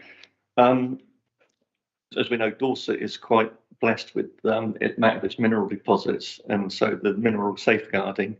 When would this be investigated, and could this lead to future extraction on the site before or after there was a specific plan application on the site? And could that extraction still be accommodated if this site was to be developed to 20 degree? We had a response from Minerals and Waste who said that there could be minerals at the site as it's in the safeguarding area, and they would seek a condition to allow for investigations to take place and potential extraction of any minerals that were found on the site prior to development taking place. So do I assume from that that would be significant weight about this plan application in order to safeguard that mineral extraction?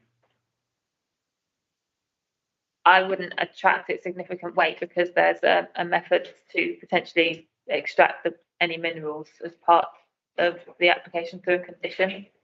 So I'd say it's something that could be mitigated and taken out.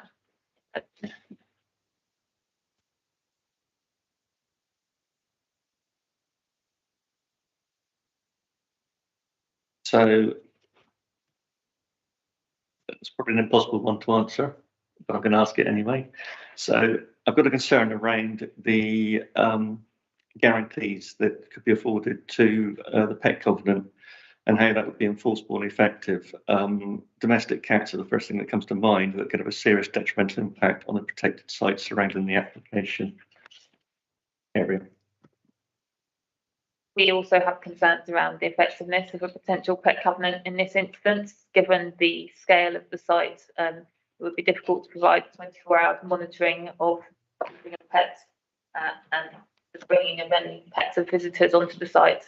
So that's something that we have concerns about as well as a potential proposed mitigation. Finally, also the sports facility on page 34, 15.13, 15.14, open space sports areas according to the NPPF should not be developed unless there is an over provision. As that judged and evidence weighed up, it would seem that considerable journey time would be needed to travel to other sites. What is Sport England standard methodology as referred to on page 35, 15.5 and 15.6? And at 15.21, you say it's notified. The Sport England standard methodology is available online, so it's a standard approach which can be used by people who wish to submit a sports assessment. And I think that in terms of the drive time, it does allow for the submission of. It depends on the type of facility that's proposed, and there isn't actually things set out in a document, as I understand it. It's kind of a case-by-case basis.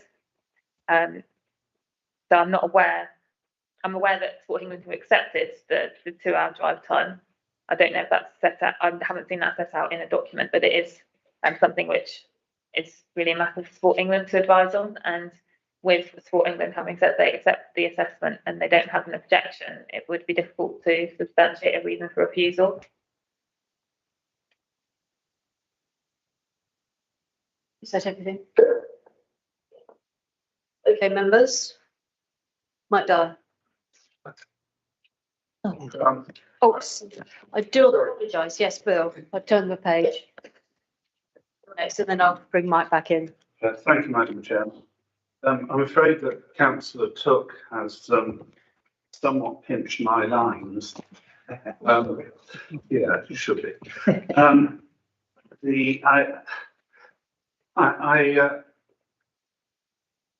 I'm going to keep the brochure that we've been sent because it's a very good example of how you should not approach a planning committee. We are told that leaves that we are, if we don't support this, that we are condoning something which is undesirable or wrong or bad. If we do that we do that by not agreeing to their alternative.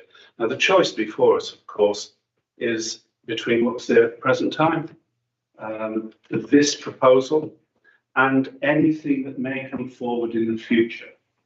That's the true choice that faces us today. It is not as described in this brochure. Now, I recognise the need for housing for the elderly, but this is, I believe, quite the wrong place for it.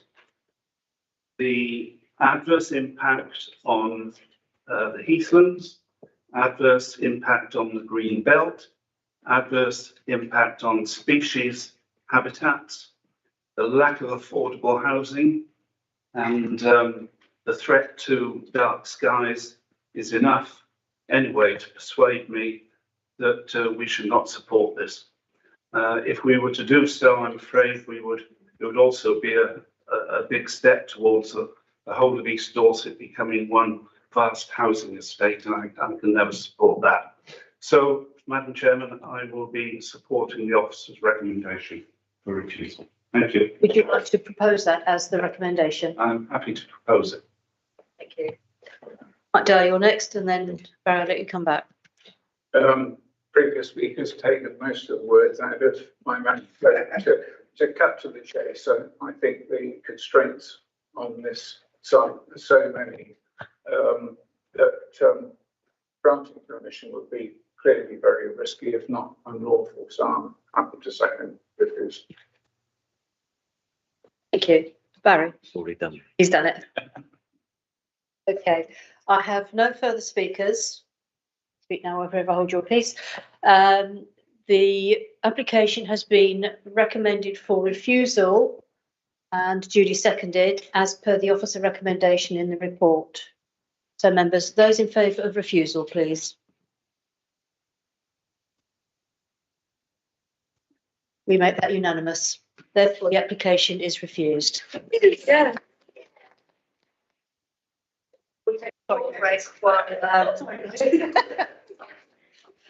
So that's the end of that application. We will now move on to the rest of the agenda. So if you do not wish to stay for the rest of the agenda, you are more than welcome to go and enjoy the rest of the lovely sunshine.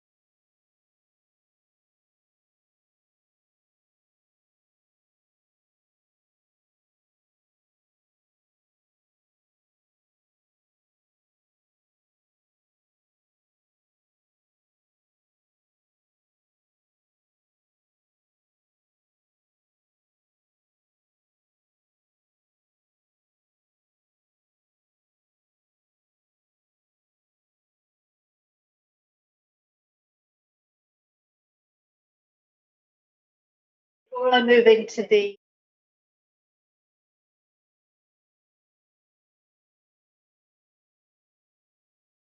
we'll go over the 1 o'clock limit. So may I have your agreement that we go past the 1 o'clock? Hopefully we'll be able to carry on through. We'll reassess it nearer the time if we need to take another comfort break.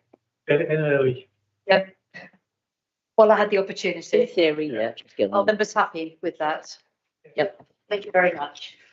Okay, so moving on to our next item, which is agenda number 7, and that's application PVOC 2022-07839, Lye Road, Coal Hill, near Wimborne. And Naomi Shinkins is going to take us through this one. Thank you, Madam Chair, morning members. So this application is for land at Lye Road, which was previously approved by committee, and this application is to vary site access in line with the detailed discussions that have taken place with the Dorset Council Highways team. The application is before members as it was previously a committee decision as noted, and where the application was approved. And just to note, this presentation is about 24 slides, and they are numbered at the top should you wish to refer to the slide at the end of the presentation. There is an update to the officer recommendation where there is no longer a requirement to change the school boundary line. Officers were seeking to change the boundary line to ensure the land where the culvert was previously diverted would be protected against future development.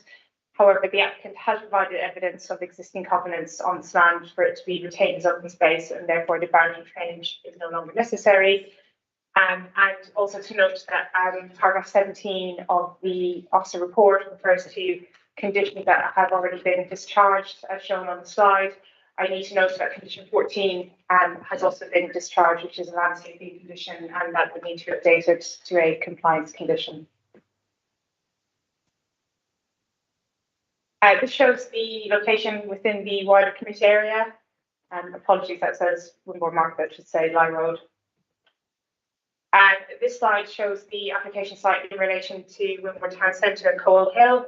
It's, as you can see, marked by the red star on the slide, and it's 1.5 kilometres east of Wimborne. This slide shows the extent of the application site. It was an irregular shaped area of open agricultural land measuring approximately 4.7 hectares in total, but again, it now has planning permission for residential development and outline permission for a first school. The residential development has commenced on site.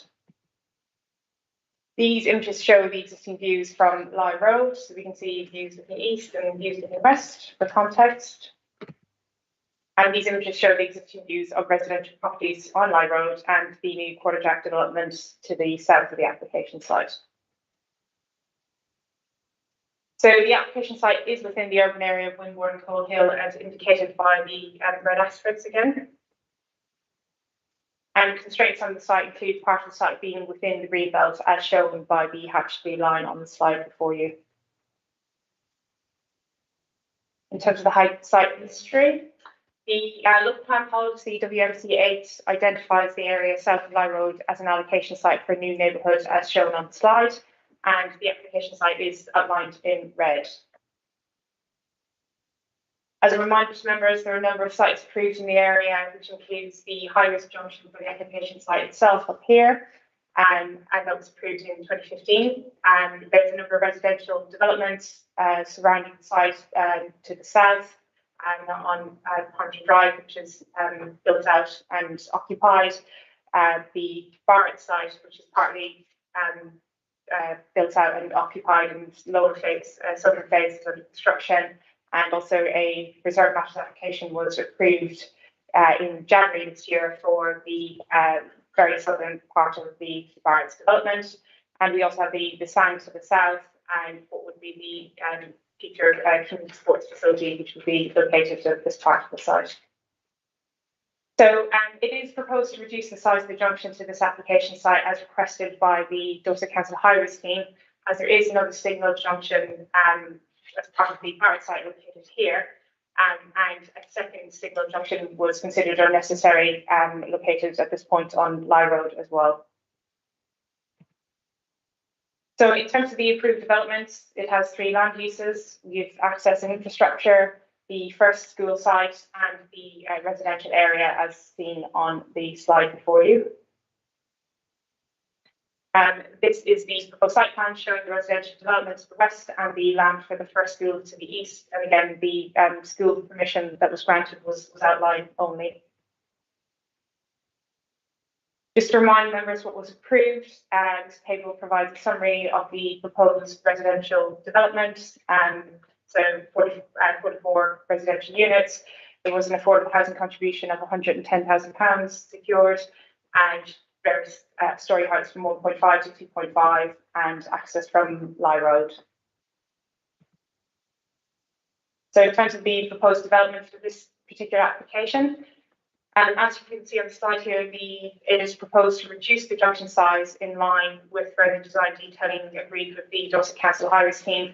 And this is where the signal junction is no longer required. So we can see a quite complex approved junction located here as approved, and then proposes to reduce this down as considered acceptable by the Highways team.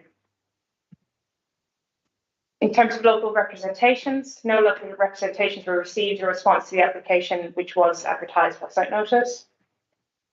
In terms of consultee responses, as you can see on the slide before you, there are no objections from consultees in relation to this application. In terms of the principle of development, the principle of development was accepted under the WMCA's local plan allocation and the previously approved application, which again was before members. In terms of greenbelt implications, the junction is within the greenbelt area, but is reducing in size and the amount of structure that's required for it, and will therefore have no further impacts than the junction that was previously approved. In terms of highways and parking, local plan policy WMCA sets out that vehicular access is to come from Lye Road to the east of Brookside Manor. Again, there's a more complex, larger junction that has been approved, and this would just reduce the size of it as requested by our highways team. So again, you can see the difference between the 2 junctions. It's a much more simplified junction and much smaller in size. In terms of drainage, so the approved drainage is from the development to the attenuation ponds here in the east. It also included a diversion of the existing culvert, which was a requirement as a result of the larger junction. In terms of changes to drainage, the top image shows what was approved, where we can see the yellow is the existing culvert, and this was the approved diversion culvert that goes towards the attenuation pond.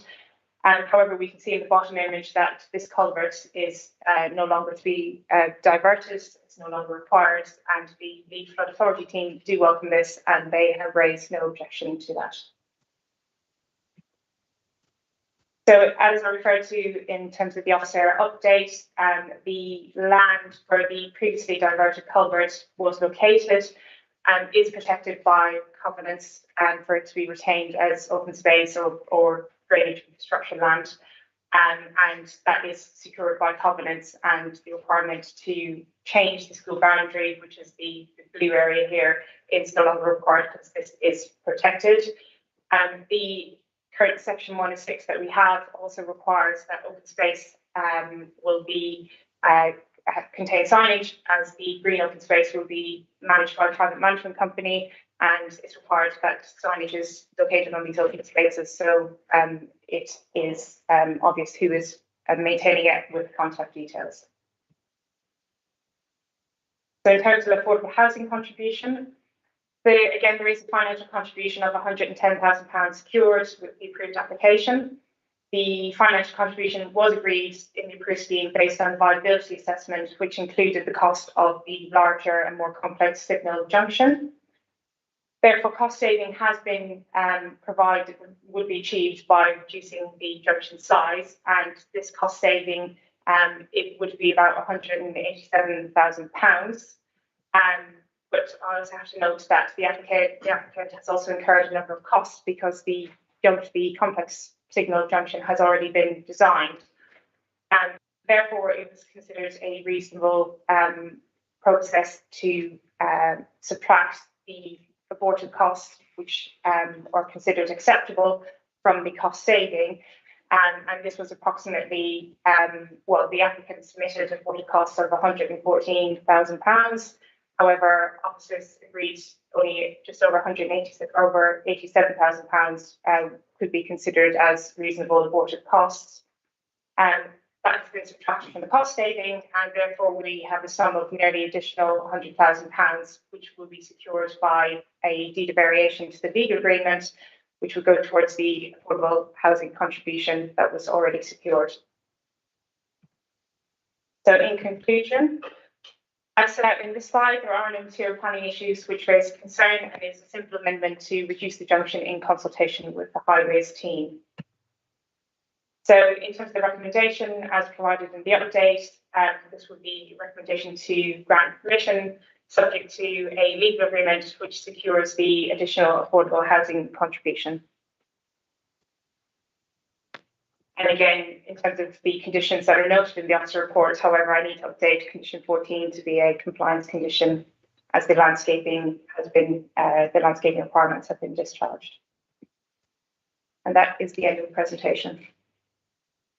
Thank you very much, Naomi. I noticed that we have Steve Savage here from Highways. You indicated before the meeting that you would be happy to answer questions. I can certainly answer some questions, Madam Chair. I think the important point here is that the signal control junction previously approved was required for the larger scale of development. What you can see there is a simple priority junction which serves the 44 dwellings in the school. The modelling has proven that that's appropriate for that level of development and the traffic movements, particularly in the AM and PM peaks. It neatly ties into the Line Road cycleway scheme, which we've all seen along there. This is a LTN 1/20 compliant junction, which improves the cycle flow along Line Road. So as a highway authority, we're 100% behind this, and we think it's an appropriate solution to replace what was previously approved. But certainly answer any other questions, Madam Chair. We have one public speaker for this application, and that's Tim Hoskinson, who I believe is the agent. So you have 3 minutes. Thank you. I'll keep this brief. Good afternoon, committee. My name is Tim Hoskinson. I'm the planning director for Wyatt Homes. Committee will be familiar with the Wyatt Homes site at Lie Road, having resolved to grant planning permission in October 2021 for 44 homes in a new school. The development's underway and it's progressing well. The first completions of the new homes are scheduled for later this year, and we're on track to have the serviced school site ready for transfer to Dorset Council next year. Planning permission for the new junction at the entrance to the site was originally granted in 2015. Detailed plans were worked up to full technical approval, and this was actually implemented. The junction was originally designed as a signalised junction with capacity to serve the wider Lie Road new neighbourhood. Since then, the additional access serving the Barratt development has been provided to the east, and the Dorset Council Highways team has advised us that a simplified junction arrangement would be preferable. The revised junction arrangement has 3 main benefits. Number 1, it avoids having 2 new traffic light junctions in close proximity to each other on this stretch of Line Road, meaning less congestion and avoiding disruption to the new cycle and footways that have been recently completed along there. Number 2, simplified junction has less tarmac and more green space. Number 3, the reduced cost of the proposed junction means that an additional financial contribution of £99,911 can be made to affordable housing provision. In summary, Wyatt Homes fully endorse the officer's recommendation and respectfully request that the council grants permission for the revised junction. Thank you. Very much. Members. David Morgan. Thank you, Madam Chairman. I think I asked this question before. Coming back to the school site, I gather that is going to be a new site and it's not going to be replacing any other school that's in the area, or do we not know? I mean, is it there for a possible new school to be built if needed? That's what I'm asking. I don't know the answer to that question. That would be for the education team, but it's not relevant to this specific application. No, I just wanted to ask that question. I have a feeling it's just going to be there. It has approval in outline, so whether or not it's replacing another school is irrelevant. Yeah, and I'm certainly very pleased, Madam Chairman, that we're not having two lighted junctions, especially upon that road. See why that we just have an ordinary junction to come in, because it will make it a lot easier. I mean, we've got stop-go lights there as it is. So when eventually that's finished, that should improve. Thank you. We do have the previous portfolio holder for children in the room, and he's probably not going to appreciate me asking the question of him.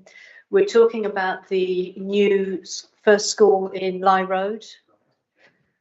Is it a replacement for an existing school, or is it an addition to the school estate?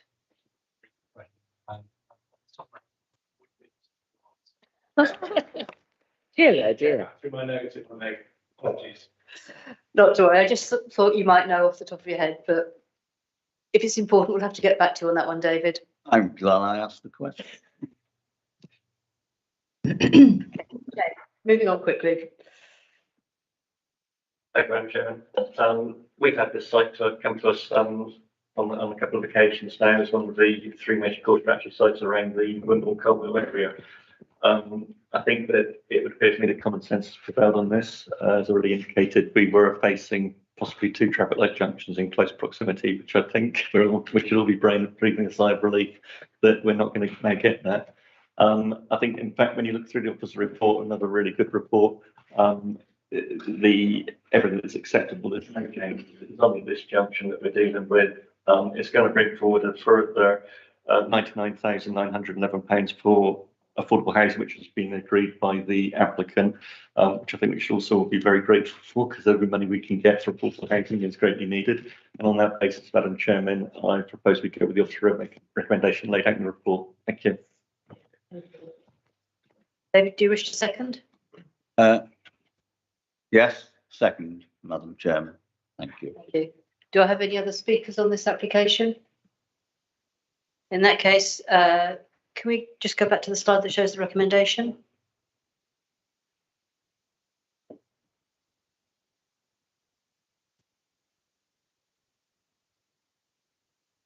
Okay, so there you have it in front of you, members, the officer recommendation, which has been proposed and seconded. Those in favour, please. Thank you. That again is unanimous. Thank you. So we'll now move on to the next item. I think they're going to be doing a little bit of musical chairs, so just bear with us a moment.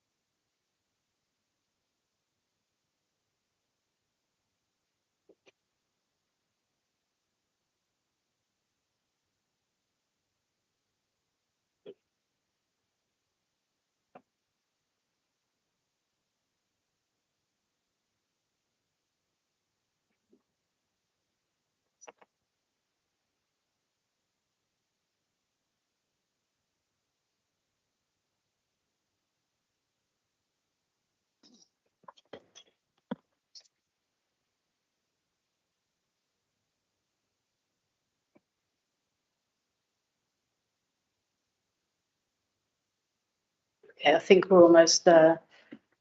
So this application is agenda item 8, PRES 2022-08401, east of New Road, West Parley, and it's a reserved matters application.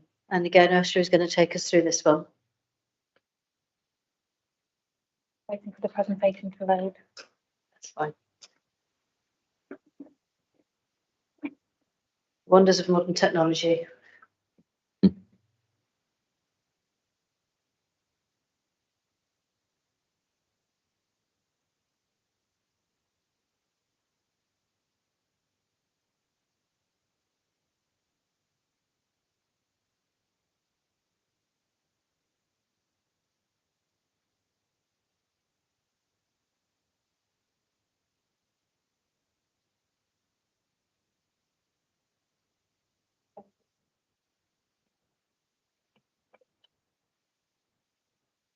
So this is the reserve condition providing layout scale for landscaping to condition 1, outline commission ref 3/17/3609/OUT. Phase 2 comprising 148 dwellings, use class C3 for public open space and landscaping. The access on Christchurch Road and Church Lane has approved in the outline planning commission.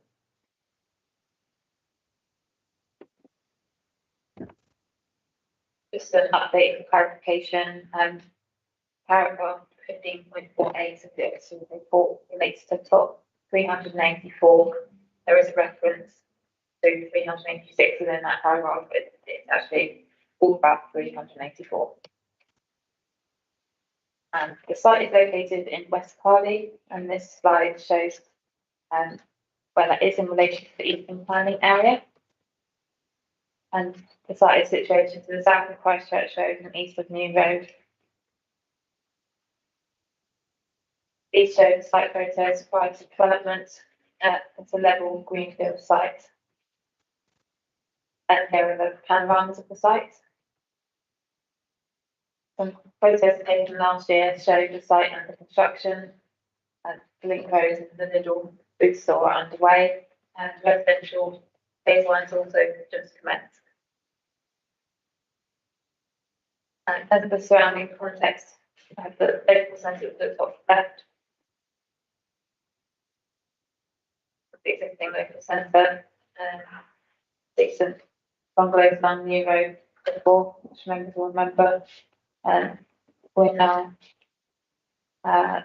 along Christchurch Road, there's a mixture of 1 and 2 story dwellings, and then along Church Lane, it's a more rural character with bungalows and chalet bungalows.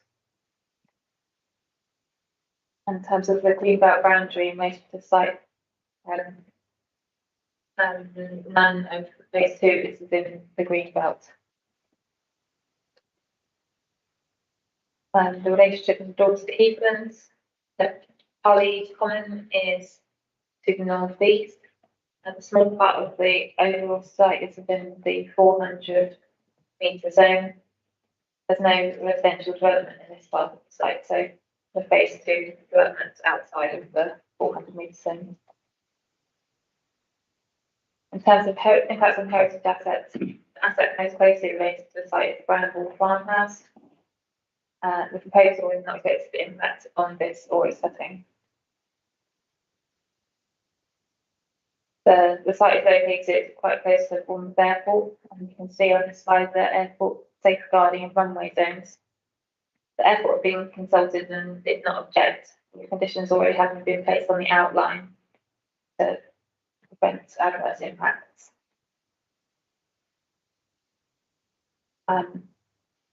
So in terms of rights of way at the site, there is one right of way south of the site. It doesn't affect phase 2, but just to make members aware and remind you, the developer is proposing that it's currently this is the definitive map right of way, but on the ground the path just goes straight across. So this blue dotted line shows a path currently in use. So the developer proposes to submit to remove the right of way to follow the route which is effectively used on the ground. And here we have the parameter plan, which was approved as part of the outline application. And this shows local centre and food store land uses, the same in light green, and then the residential areas in brown. And you can see green links expected to enter into residential areas from the same.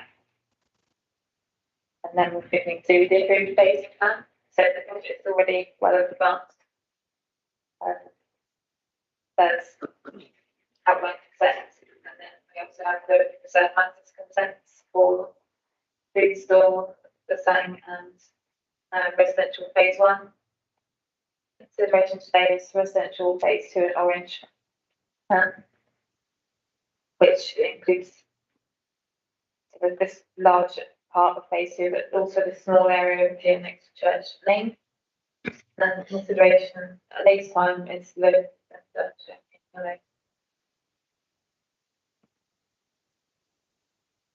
There's a design code which has been approved for the residential development, which the development should reflect this, and proposals have been compared against this as you'll see as I go through. And then this plan, this slide shows the approved plans for residential phase 1 and the same. See the area which we're considering park, which is left out from that. And then this is showing the proposed layout of phase 2. So there's a number of primitive blocks, and you can see there's here the green link which runs through from the food store to the same. Also note there's the development on Church Lane, which is very small, but I will be zooming in on it later. As of the housing mix, there was an agreement at the outline stage to provide 19% affordable housing due to viability. This is subject to a review clause at the halfway point of the site. And then there's a mix that has been agreed through section 96. The phase 2 mix is in accordance with this and taking into account the phase 1 proposals. There's also a market mix for phase 2 here, which is considered acceptable. Showing the housing mix in terms of the number of bedrooms. North end, we can see the areas of affordable housing on this phase. 3 groups. And then a housing mix to the south. There's no affordable housing within this part. Looking at streets and movement, this is the link road which has been approved and is under construction. There are also some additional access points which have been approved. This one, New Road, serves phase 1, and this is the access that has been approved for Church Lane, which is serving that part of phase 2. There's 3 dwellings access from Church Lane. And this one shows the existing right of way and what's called the network site.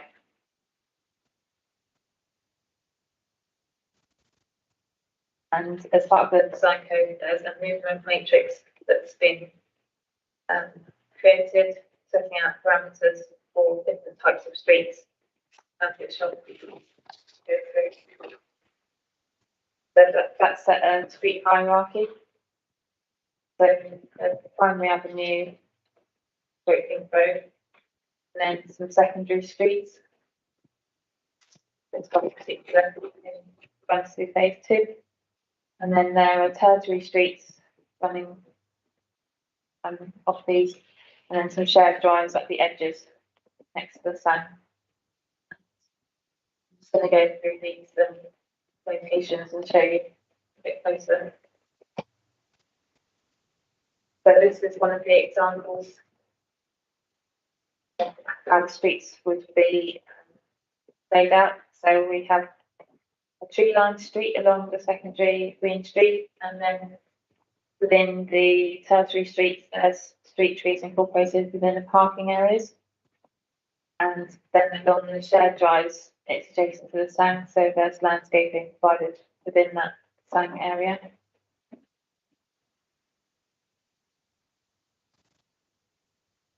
And this is an example to the north of the site. adjacent to the food store. So in this location, parking is being offset with a kind of featured green area. As you travel along here, it will reduce the impact of cold surfacing to create a normal courtyard feel.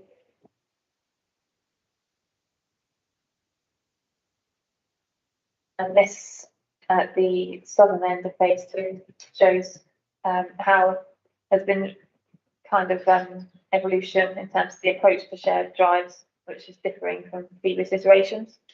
So where these were proposed as cul-de-sacs, they're now joined up, which will improve legibility and enable access by refuse vehicles without the need for engineered turning heads. And so this is now running along the Sang edge and is proposed in rough tarmac to provide a more hard-wearing surface while still retaining a rural character.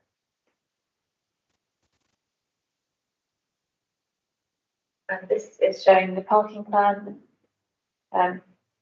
Overall, the number of parking spaces that are being provided would meet the parking standards. Looking at densities and heights, and this is the density plan in the design code. So there'll be high density basically the centre, which then gradually decreases as you move towards the edge of the development, and then very low density on Church Lane. And you can see the approximate densities of the application is meeting the expectations of this code. Looking at the building heights in the design code, there are small parts of phase 2 in these red areas, which are expected to be 2.5 to 3.5 stories. And then the vast majority of phase 2 is in the green area, where it's generally 2 stories with some 2.5 for kind of accent and legibility. And then adjacent to Church Lane, it's 1 to 1.5 stories.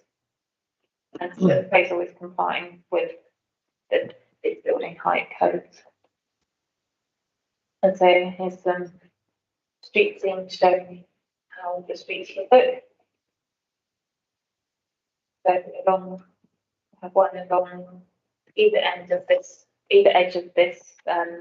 green link through. So to the north, you can see this is one of the blocks of flats where it's expected to be up to 3.5 stories, and then as you travel along through the green link, it's reducing down to 2 stories. And then this is along the link road.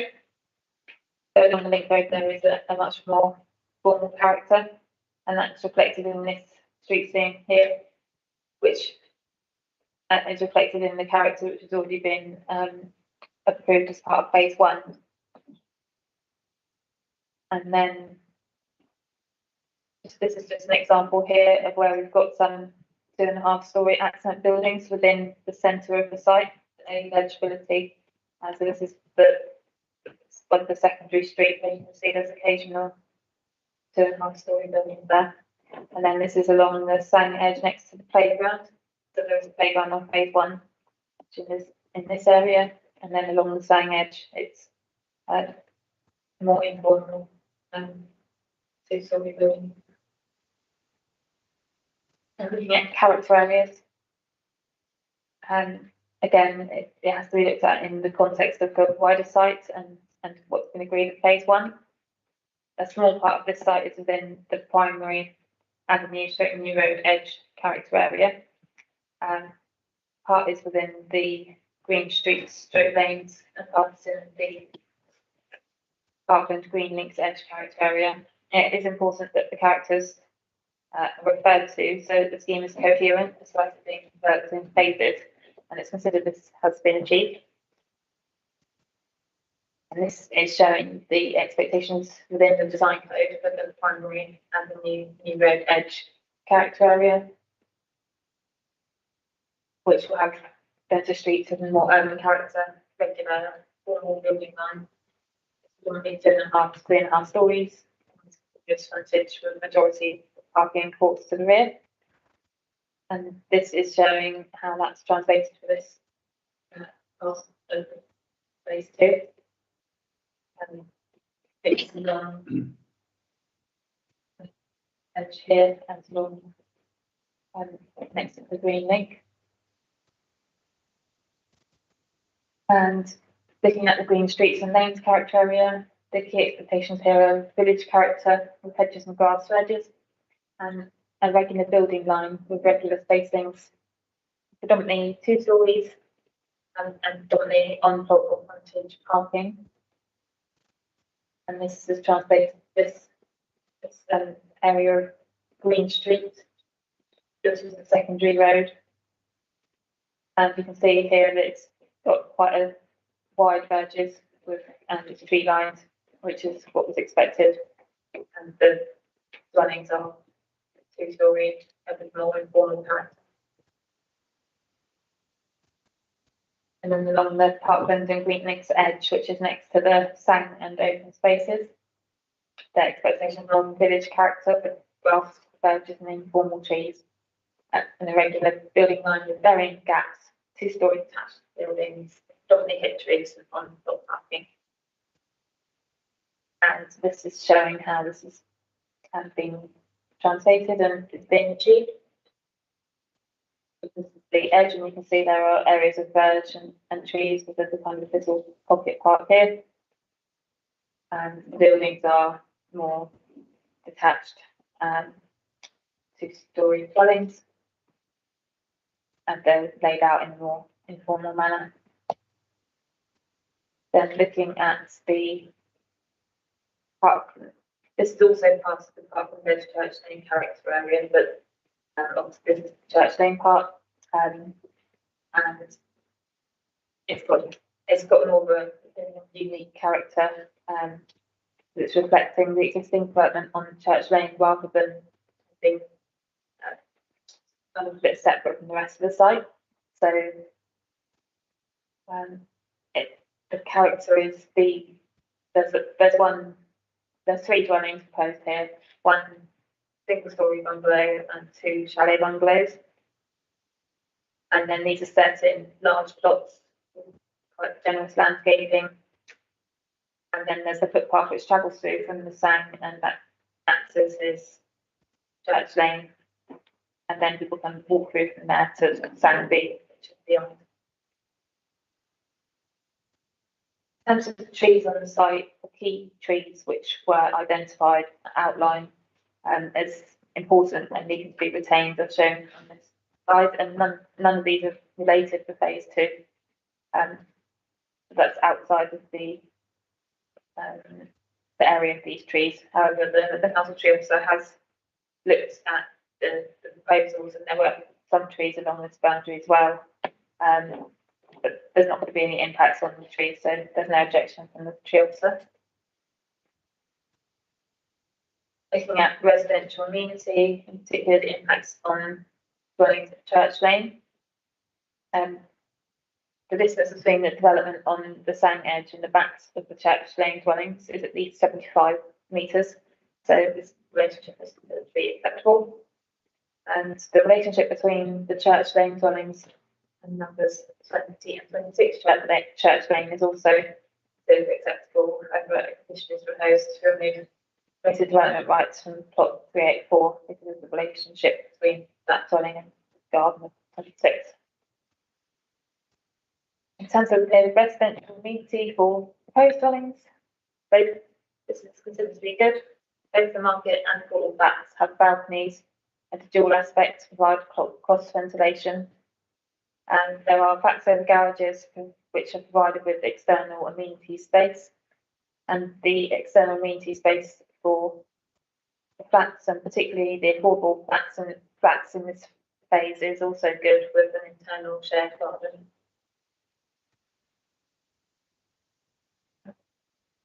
Other matters, so a surface water drainage strategy was submitted, which is sufficient to demonstrate that the strategy is achievable.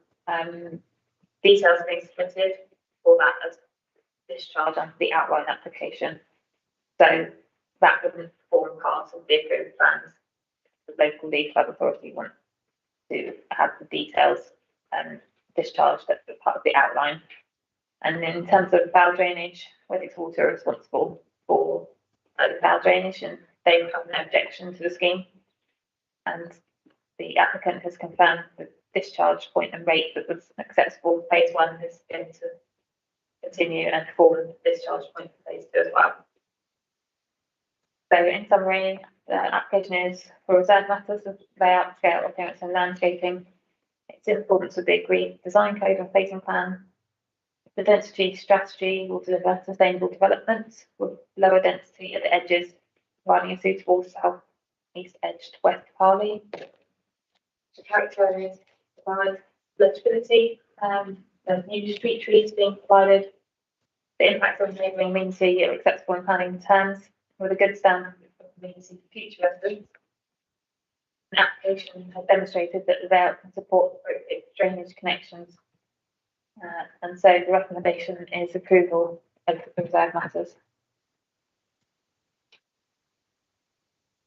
And the recommended conditions, approved plans, sorry, there wasn't actually an update slide for that, that's the approved plans within my report.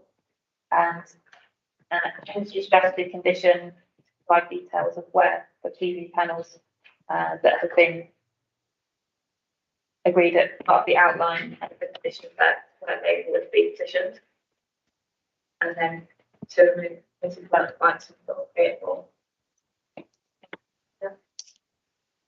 Thank you very much, Ursula. We have 3 speakers on this application. The first one is Simon Packer on behalf of the applicant.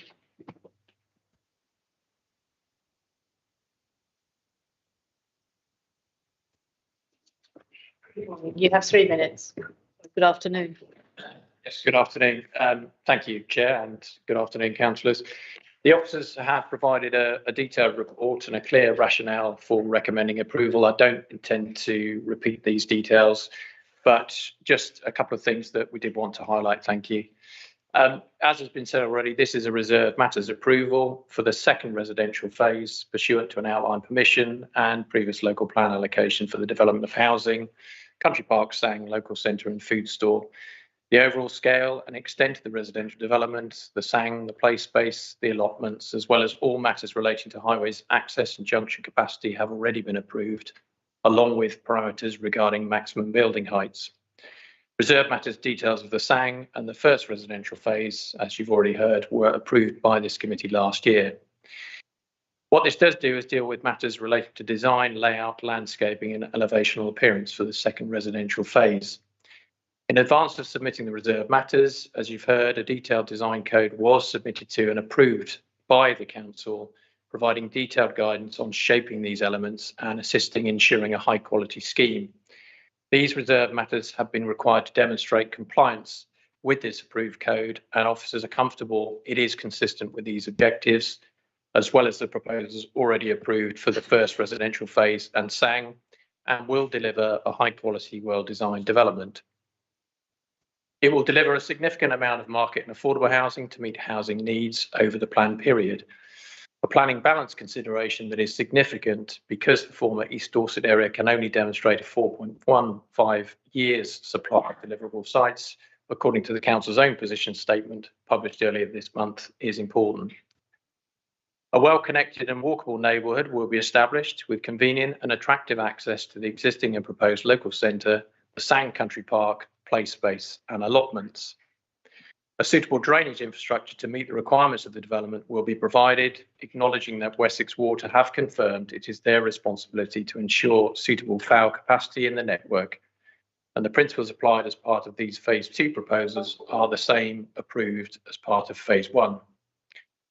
Through constructive discussion with officers, design and layout improvements, including amendments to the eastern edge to form loop roads to meet the latest waste collection guidance, and an enhanced number of larger native trees to improve character and biodiversity have been incorporated.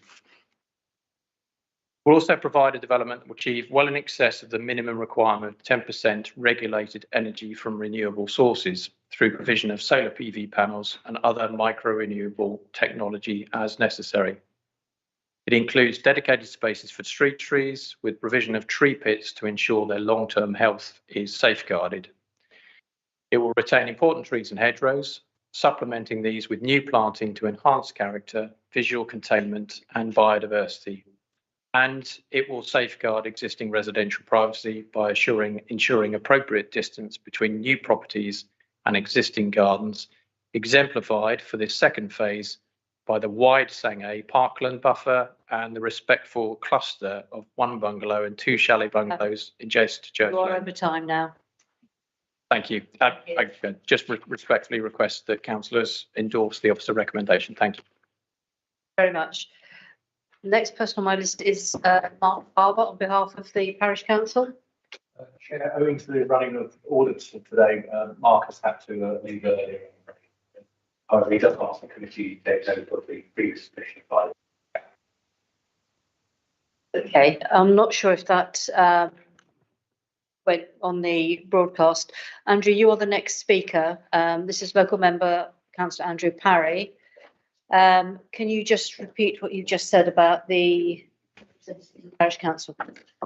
Thank you. Owing to the running order today, Mark Barber was unable to stay for this part of today's meeting, but he does ask members to take note of the previous submission by the Parish Council. That's lovely, thank you. As per everyone else, you have 3 minutes.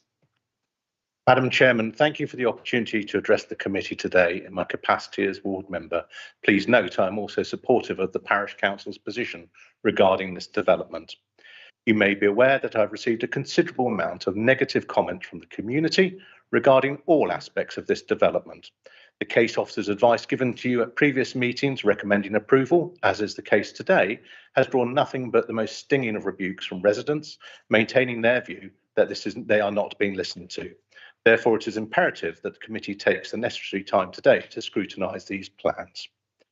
We already know that the roads to the estate will not be compliant with Dorset Council standards for adoption, refuge collections, and the scale and height of the development will negatively impact upon the established single-storey premises along New Road, all of which could and should have been avoided. It is utterly perplexing how a development, let alone a large-scale one, can be permitted to go ahead without agreement secured regarding fully functioning and connected sewage systems.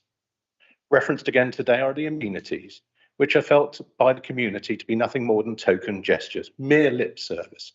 Residents have expressed to me their opinion that there is little more than a cynical attempt, a sleight of hand, to avoid the reality that at the end of this process, West Parley will not see a single new school, doctor's surgery or community hall built, but instead will see increased pressure on the existing ones and the road network. The substance of today's application refers to the style, and this perhaps is the crux of the issue. I have to say there is very little surprise and delight in the detail. In comparison, other Dorset developments complement contemporary with heritage, genuinely mixing a well-blended range of materials and creative thinking and design. The green space is generous and the overall developments have a wow factor. In those examples, they have embraced a mixture of using brick, stone, flint and render under roofs of tile, slate and even thatch, producing something to complement the wider community rather than mere housing numbers. Sadly, this is not the case here. Therefore, the message from this committee to both developers and officers should be that'll do developments are not good enough, and especially not when they take up previously cherished green space. Therefore, the view of my community is we are seeking refusal of the application. Thank you very much, Andrew. Okay. Ursula, is there anything that you wish to respond to from the comments that have been made by the public speakers?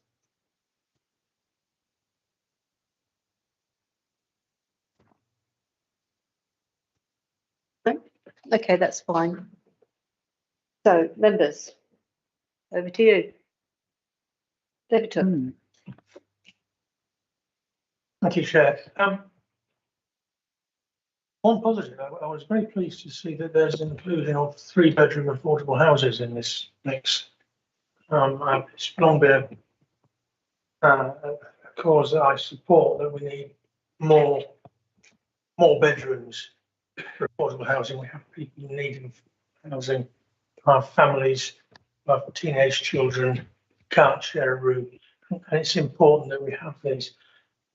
What I wanted to ask was, in that affordable mix, and I think it was somewhere on slide 17 or 18 around there, there was something about an affordable area. Is there a map?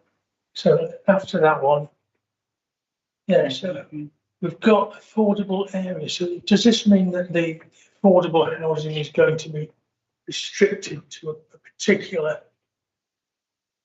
part of the site, or is it going to, or are affordable houses going to be spread around within the site, which I think will be far preferable than having a, forgive the word, a ghetto of affordable housing within a larger site. So could I just clarify whether that's... There's 3 areas within this phase 2 along here, which are all quite close together, but the majority of the affordable housing is provided in phase 1. So officers consider it is adequately spaced out throughout the site.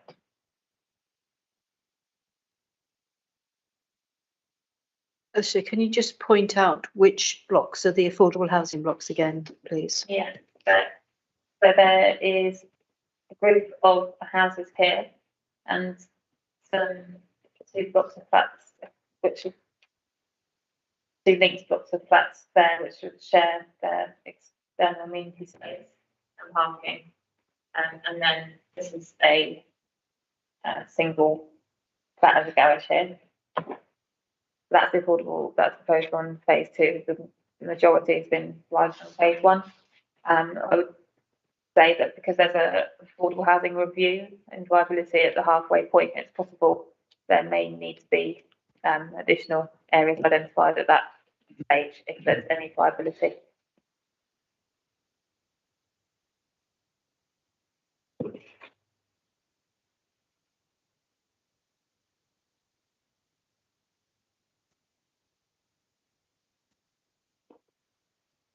I was expecting you to come back with another question. I need to think about this a little bit. I'm generally opposed to the idea of affordable housing being concentrated in one area. I'm not sure this is sufficiently spread around. But I'll consider that as I go on. Thank you. Thank you. The next speaker is Bill Tribe. Thank you, Madam Chairman. Just one very quick question. Is it true or is it not true that Dorset Council's own standards for the adoption of roads have been met? Roads do not meet the standards for adoption. They do not. They are not proposed to be given up for adoption. They have, the Highways Authority have confirmed that they meet safety standards, but not adoption standards. Should I be surprised, therefore, that you are recommending approval of this? In order to recommend refusal on highways grounds, national policy is clear there would need to be a severe impact on the road network or concerns in regard to highways safety. And on the basis of the advice from our highways colleagues, we don't consider that is the case here. If it's any help, when we had the chairman's briefing, I'm sorry that Steve Savage has had to leave, but I think the reason why they are not adoptable standard is they're slightly narrower than what we prescribe as our standards. They are built to the appropriate standard in that sense. They're just slightly narrower, and that's why they're not adoptable standard. However, they are an acceptable standard. I think I get it. Yeah.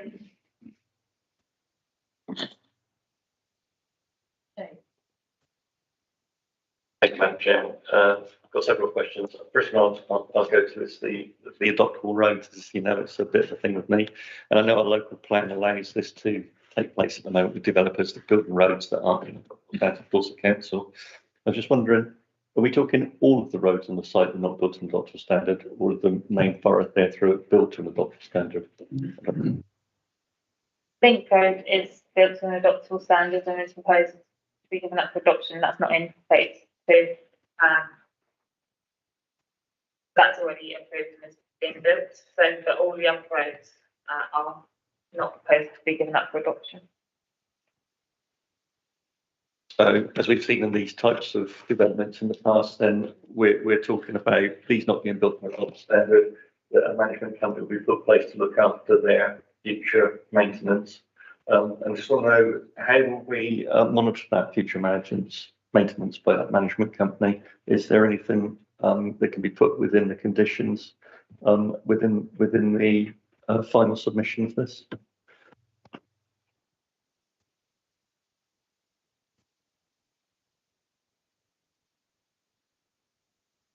So our view would be that the development is acceptable as submitted. As I explained a moment ago, there's no reason for refusal on highways grounds, and therefore we wouldn't recommend a condition on that basis. Thank you for the answer. So I think what we end up seeing is with these development sites is that a management team is put in place to look after the roads going forward. If that management company ceases to exist after 5 years, and it's down to residents to formulate another management company, as I understand it. I think that's what we've had discussions around in the past with other development sites. And I got to say, it is a disappointment. I think within the new local plan, it's something that needs to be addressed, because I think Allwood building is a recipe in the future for sites that will be looking pretty degraded and not pleasant places to be. I'll move on to the next question. Thank you.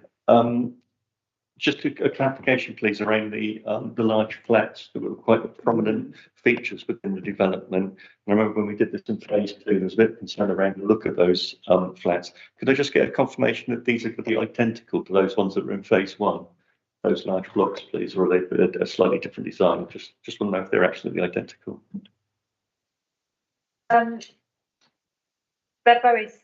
There's the identical height, some of the others that have been agreed, but in terms of all of the blocks and flats are slightly different in terms of their kind of length, and to accommodate them within the areas of the site they're being placed within. So they are slightly different, but they're very similar. So just qualify that in terms of visual appearance, in terms of the materials and the actual look of the visual appearance, so there's some sort of continuity across the site. In terms of visual appearance, they are, yes, the same as the approved of phase 1. Thank you, Madam Chairman. In the open space that's there, the sort of the green thoroughfare that goes through, is there any intention to put either a children's leap or lap area in that, a small one to accommodate the children? It does seem that some use could be made of that for small children provision within that area, in that green space, which would be close to the residential area. The play area, which contains a leap and a lap, is all proposed to be located down here in this green space. And the reason it's all being clustered together is because it's considered that people have children of different ages, and so having provision all in one location is often means that it can serve the needs of people, of the parents and their children. Thank you. I'm talking about the green space that's up near the retail position. We've got a green space up there with a walk through. And it does seem that it could have been a small either leap or lap area put in there to accommodate children. There isn't anything proposed there, and it's not a requirement of the section 106 of the outline consent. Point of one, Madam Chairman. In terms of the refuse collection on page 137, 15.66, 15.67, it does talk about some concerns about them having to reverse into certain areas in the site. They've done the sweep designs and are basically saying it's okay. But do we have some sort of assurances this wouldn't be changed later on, the private waste collection company brought in to accommodate that? I just need an assurance that if we pass this, we're not going to at a later date be told that it doesn't conform to our waste collection and a private waste company would be brought in. We can't predict what would happen in terms of whether a private waste company would be chosen to be brought in. We have no objection from our waste team, and the applicant has amended the plans to respond to the concerns that were raised. They've made quite significant alterations to accommodate the standards of the Dorset waste team.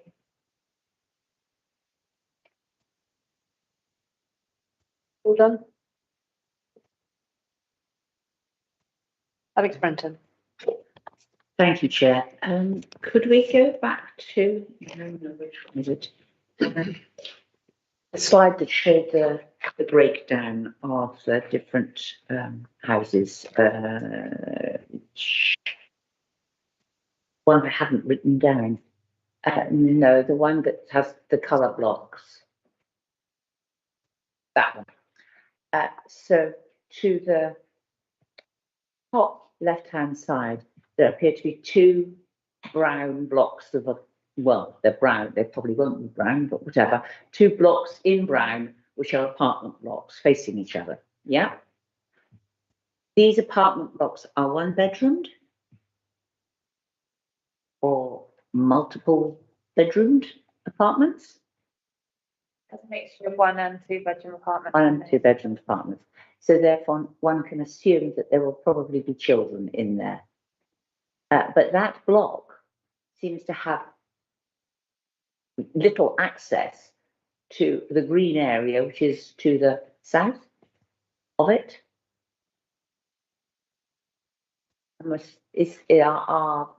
Are the entrances going into the green, or are they just going to the car parking area? It just concerns me that we've sort of got these big, quite imposing buildings, and they don't appear to have any sort of green courtyard or anything. And we are putting individuals, usually often with children, they haven't got as much access to the green space as the individual houses. That's my issue. And that seems rather and they're big blocky things. I know you could say that being hidden by the school or whatever's behind, but it doesn't feel comfortable. And if you did have an apartment area there with children, you know that the children are going to want to play within range of home, and their parents would also want them to play within range of home. Because yes, teenagers may go down to the far end, but you're not going to let your 7-year-old, I would suspect, you may not wish your 7-year-old to leave that block of flats to travel down across the bigger road down to the far corner to the play area unaccompanied, and being able to play out, being able to be a sort of relatively independent child is what teaches children to grow up. And I just feel we're bunching, and those apartment blocks are quite blocky. I mean, I know they are blocky. So I have concerns about that area.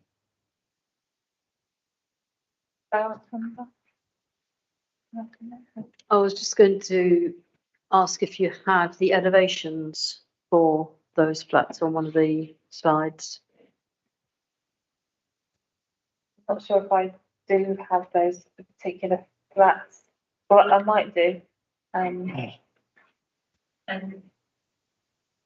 if not, could you perhaps describe what the outlook would be on the southern side?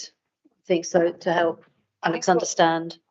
If I talk about this slide a little bit first and then look, if that's okay.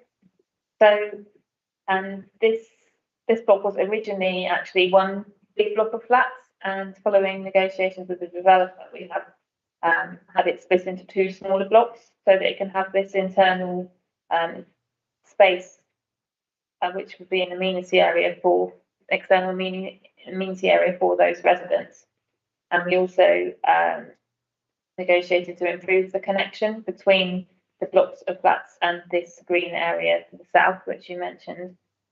And then I just think that actually the elevations might be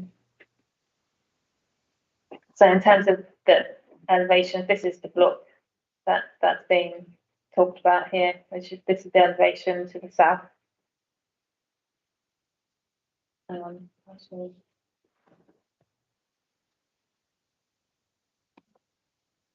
let's zoom in. Let's zoom in. Here's the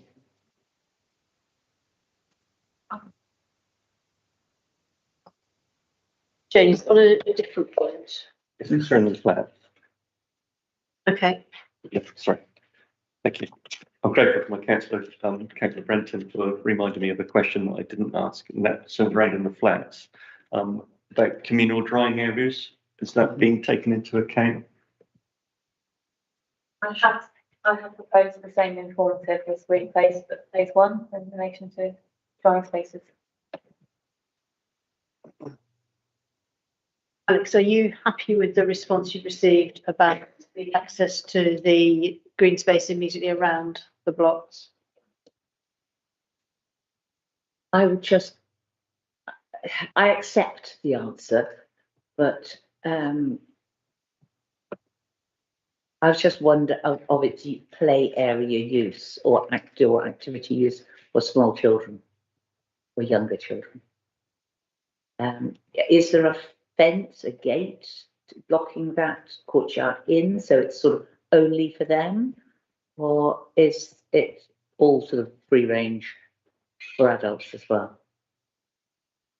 The courtyard is for the use of the flats, so for adults and children who live in the flats, they would have to go through an entrance to get to it.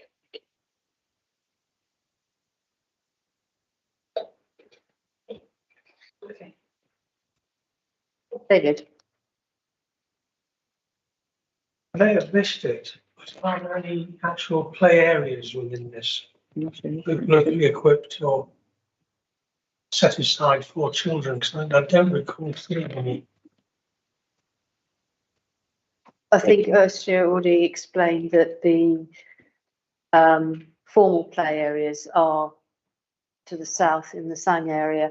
On the viewfoil that you've got at the moment, in the centre of the image is a circle, and that's the area now that's being highlighted as to where the play area will be to serve. I think it's both phases, isn't it?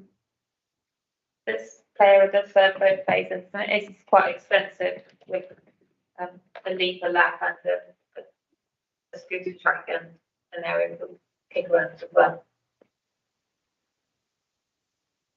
Okay, thank you. Coming back to you, Shane. Okay. Okay. I'll just briefly go back to the leap or lap area on the green space at the top while the applicants in the room, and I hope they take that on board, that there is the possible provision to put a small lap and leap area within that area. Moving on from that, I have the greatest sympathies with the local ward member who spoke very eloquently at the beginning of the meeting, being a ward member for Wimborne that's had an extensive amount of development around it. I know where he's coming from. We have been quite blessed actually in Wimborne that some of those development areas have met with extremely good planning development with some really nice building being done. But we have to deal with what's in front of us at the moment. I think basically overall, with what we've got in front of us, while I'm not happy about the continued decision over the type of roads that we put in that aren't built to local standard, but we'll have to address that when we develop a new local plan. Looking through the officer's report, another really good report, and for the reasons to recommendation, I don't think there's any significant material considerations to warrant refusal on this. So I propose that we go with the officer recommendation to approve them, Madam Chairman. But I do have the greatest sympathies with the local ward member and with the local populace concerning this development. Thank you. I think it's the one time when we all wish we had conservation areas, because that really does affect the house design. So my area suffers from similar design deserts. Okay, so members, I have a proposition to grant as per the officer recommendation. John Worth, do you wish to second? Yes, Madam Chairman, I'm quite happy to second the proposal for it. No further speakers then. It's been duly proposed and seconded for grant as per the officer recommendation, and we have the slide back up that shows the recommendations on, please. Just so that we are all happy that we know what we're voting for. There we go. So members, those in favour of grant of this application, please. 1, 2, 3, 4. 5 in favour, those against? 1, and abstentions? 2. Therefore, by a majority, this application has been granted. Thank you.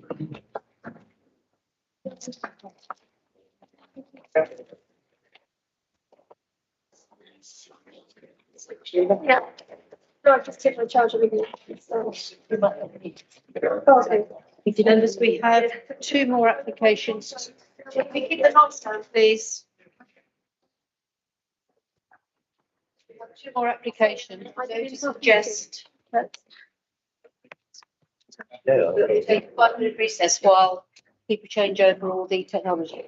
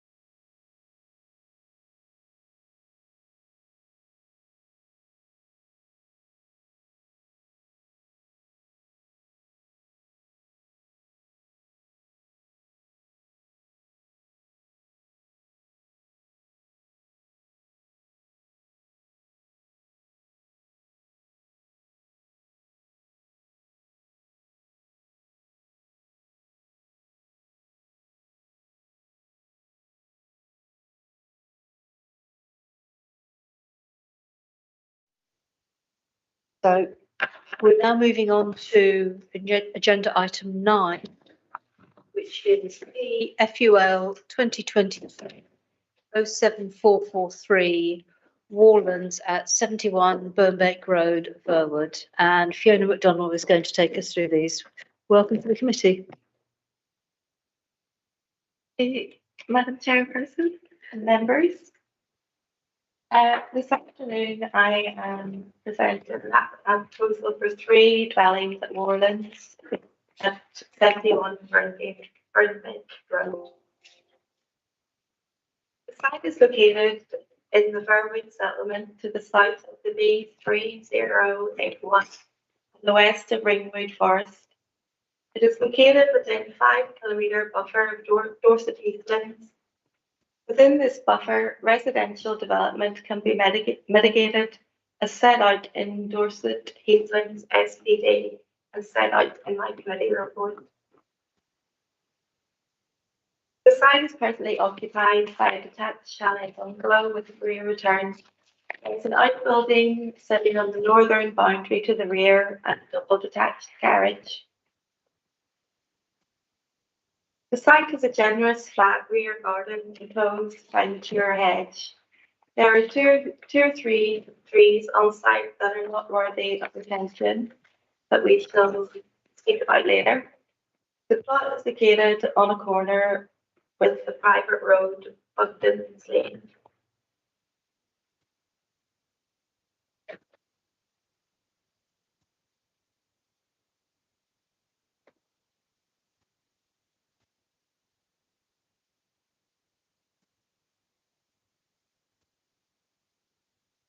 The plot would be severed to create a plot of 0.18 hectares for redevelopment, and the remaining plot for number 71 would measure 685 square metres.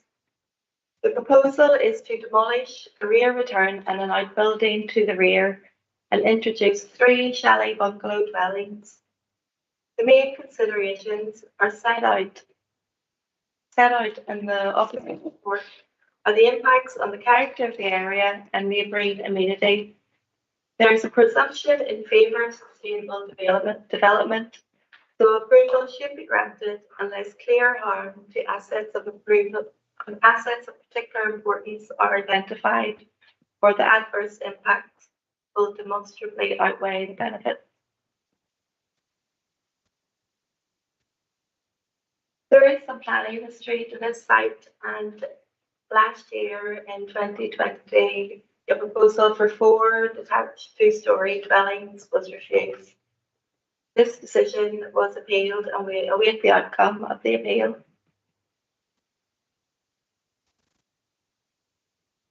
Here we see the parent property and that this corner site is flat with vegetation providing boundary screening. Bugden's Lane is a private laneway and public right-of-way. There are no streetlights and no footpaths. Neighbours maintain the gravel laneway. The Highway Authority is satisfied that safety will not be compromised, but the laneway has a dead end at Bugden's Copse. So vehicles travel slowly and it's used mostly by residents who live on the laneway. The right-of-way officer has advised that the laneway should be kept clear from construction materials and vehicles at all times throughout the construction phase.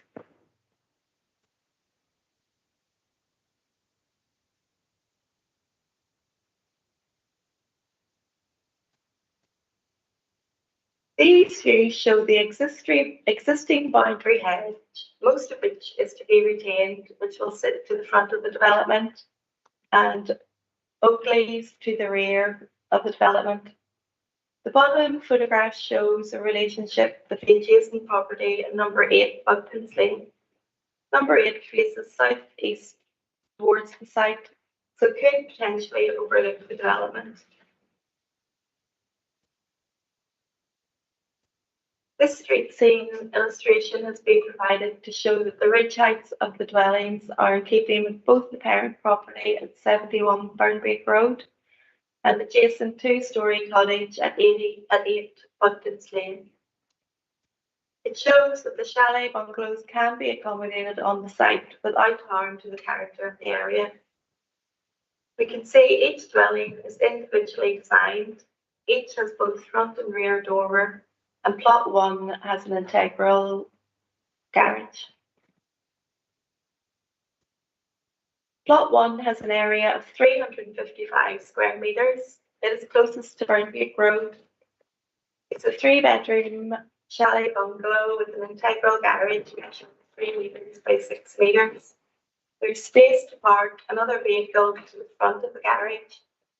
The master bedroom ensuite is located on the ground floor, and 2 bedrooms are accommodated at first floor level, served by a front and rear dormer window and a roof light.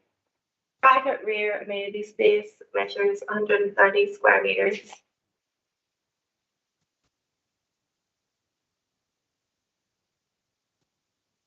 Plot 2, the middle plot is slightly larger. It's similar in design to plot 1, and 2 parking spaces are included, and the rear amenity space provision is 136 square metres.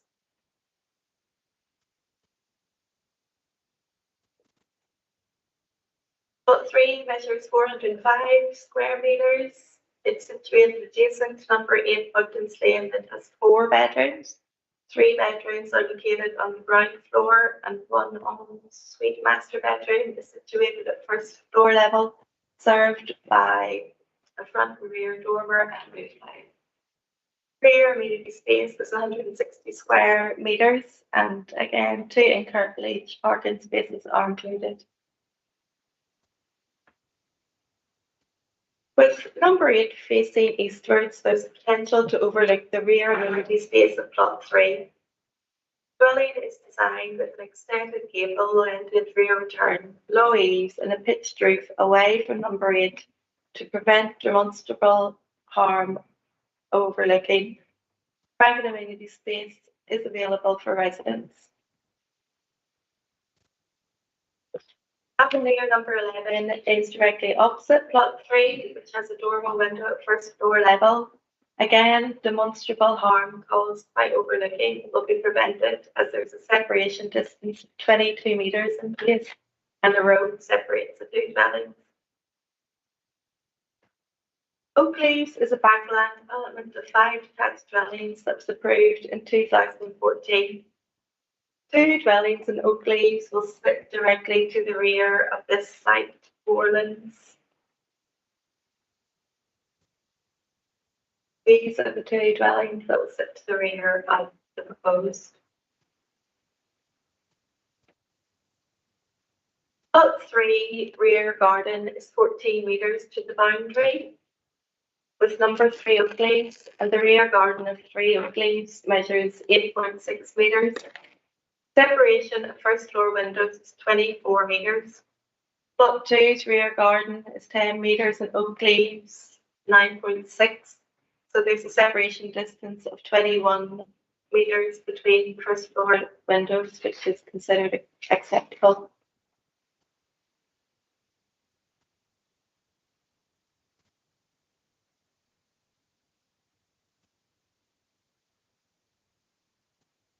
Rear amenity space for residents of number 71 would be reduced, although sufficient space remains. There are no significant windows at first floor level at number 71, so no demonstrable harm from overlooking will arise.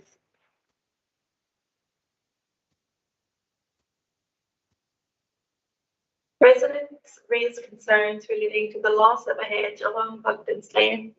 The hedge is not protected, so policy allows it to be punctuated with accesses, but it does contribute to the character of the area, and thus its retention is important. The hedge is presently 40.5 metres in length. The 3 accesses are put in place, 29.1 metres of hedge would remain.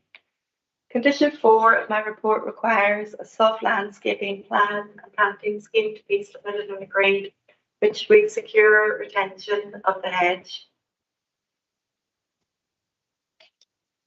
3 trees that aren't worthy of retention are to be removed: an apple and 2 sumac trees. and 4 trees will be planted. You can see where the green dots are, where the trees are to be planted. Provision has been made for 2 parking spaces for each dwelling. This level of parking provision is judged to meet criteria set out in Dorset's residential parking guidance. The highway officer has assessed the proposal in terms of highway safety and access and considers it acceptable.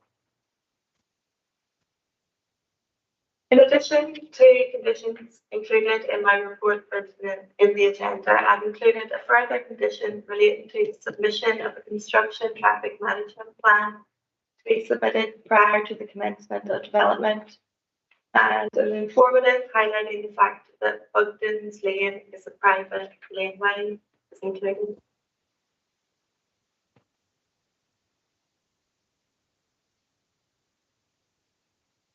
So, in conclusion, the principle of development we consider acceptable within the settlement. The scale design, the principle of development is acceptable within the settlement.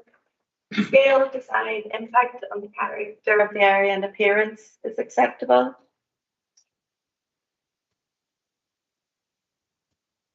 And we approve, so the recommendation is to approve subject to conditions.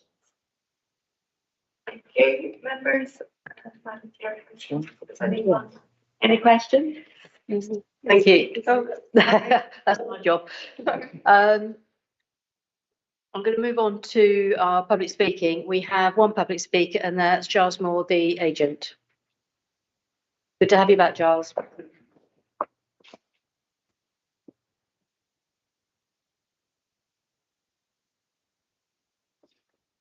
Chairman and committee members, thank you for the opportunity to speak in support of the application on behalf of the applicants. As you've heard, this application follows an earlier refuse scheme for 4 units, and the applicants have sought to address the concerns which led to the refusal of the previous scheme, and are pleased to see that this revised proposal is recommended for approval. As you've seen from the officer's presentation, the site at 71 Burnbank Road sits within the urban area of Irwood and is a sustainable location benefiting from good pedestrian links to local services and facilities. Plot sizes within the vicinity of the site vary considerably, and the current plot sitting on the corner of Burnbank Road and Bugden's Lane is uncharacteristically large. Recently approved and constructed developments in the area have smaller plot sizes, reinforcing the varied urban grain. This includes the recent development to the north of 71 Burnbank Road, which forms the site's rear boundary. As you've seen from the plans, the proposal is arranged as 3 detached bungalows. The bungalows do contain accommodation in the roof space, but this does not result in an oversized roof form. The layout of the proposal follows the established rhythm of development on the southern side of Bugden's Lane, with the properties being set back from the road frontage, allowing for a landscape setting to be provided to the lane. The properties are of a traditional pitched roof design, incorporating varied roof forms, with a different approach for each property, having gabled and hip frontages. This provides interest to the street scene and avoids repetition. The proposed facing brick is reflective of the established character of the area. The properties have been designed so as not to result in harmful overlooking to existing residents. There is a minimum separation distance of 21 metres to the properties to the rear, those in Oakleaf, and it's proposed to retain the existing boundary hedge.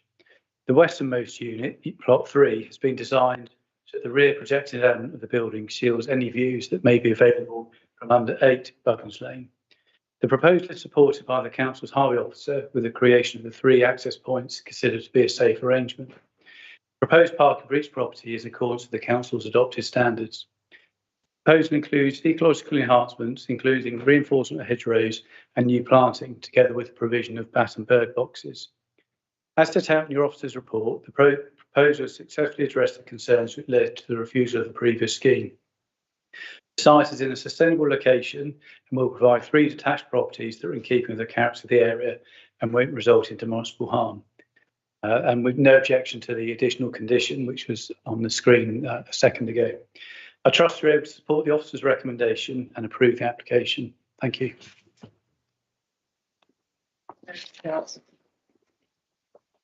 Is there anything that you've heard from the public speaker that you wish to respond to?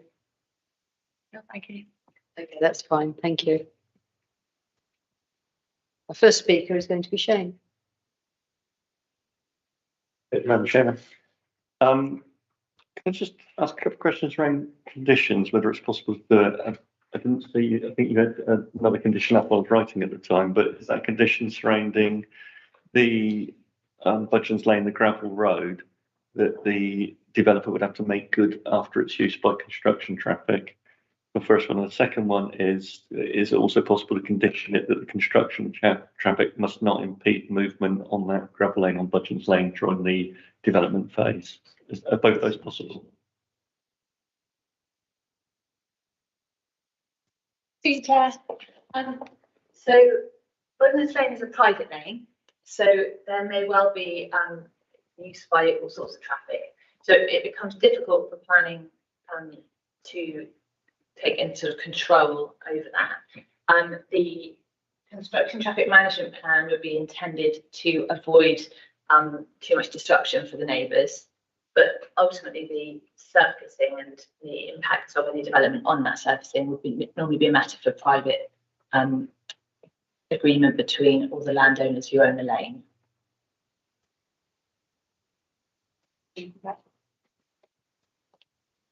Yeah, I've got a little bit of a concern around that because I didn't write the slide down, I do apologise, but that is one of the best gravel roads I've ever seen. I think in my entire lifetime. And I've got a concern around whether that is going to be significantly impacted by construction traffic moving across there. This is, there's development of 3 bungalows. So it's going to have some heavy vehicular activity in that area. And without having assurance on that, I've got a little bit of a concern around that.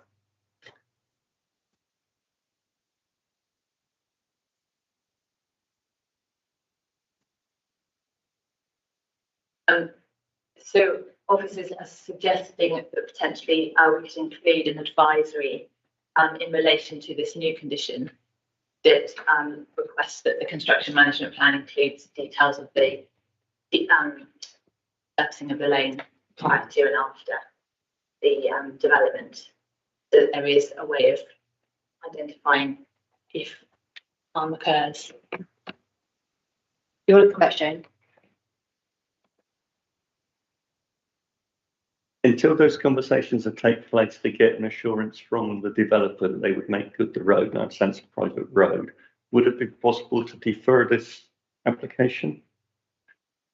It seems to me unfair that the other owners of the lane would have to put right any damage that was done to the lane when they're not having any significant financial contribution because it's not their land that's being developed. They'll be left with the cost. Through you, Chair, if I may. Members, if you look at the wording of the condition, it says prior to commencement of development.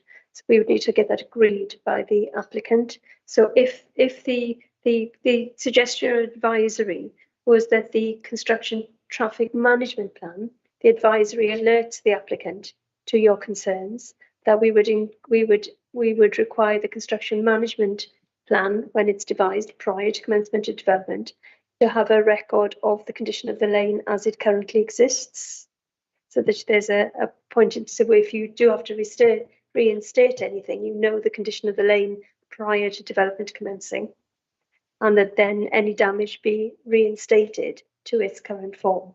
And that obviously would then need to be with the agreement of the other owners.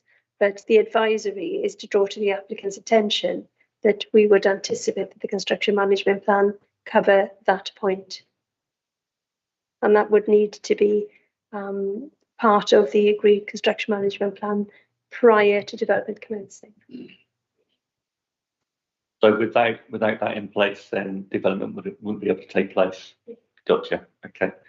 And in terms of the construction traffic not impeding movement on the lane, can we do anything around that as well as a part of the condition or not?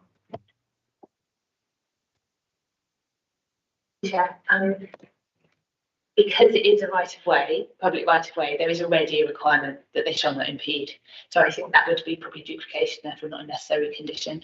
But we can update the informative note as a reminder.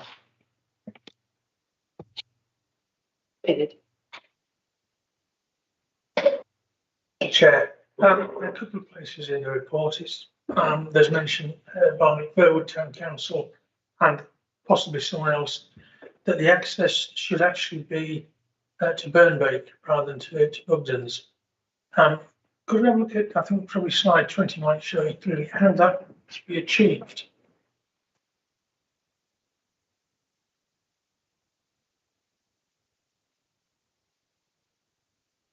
I'm not sure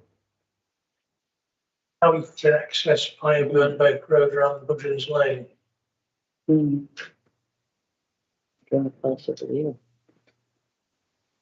Is that something that has been looked at, or is it? So I can see why I mean, the fact that Bugdens Lane is a gravel road and privately owned counts against it, but I can't see access to Burnbeck being effective. Fortunately, as you know, we have to do what is in front of us, not what might be a preferable solution. Well, yes, we do. Although occasionally we can sort of let's defer this until you come back with a slightly better offer. Now, people can then feel if they think it's worth their while, or they can come back with a slightly better offer. I'm going to come back, Ken. If I may, I mean, that's just too wildly different from what's before you. Looking at the plan up on the screen, there's a house between this plot and the road. That's not part of, that's not included as part of the proposal. And you have an application with access from Bugdens Lane, and that is what you need to make a decision on. Thank you. Yeah, I understand that. If Burwood Town Council say that the access would be better off on Burnbeck Road, I'd like to know that that's been explored and what the result of that exploration might be. Through you again, Chair, if I may, the application doesn't propose access from Burnbeck Road. The application that you have before you shows an access to each of the properties from Bugdens Lane. Thank you.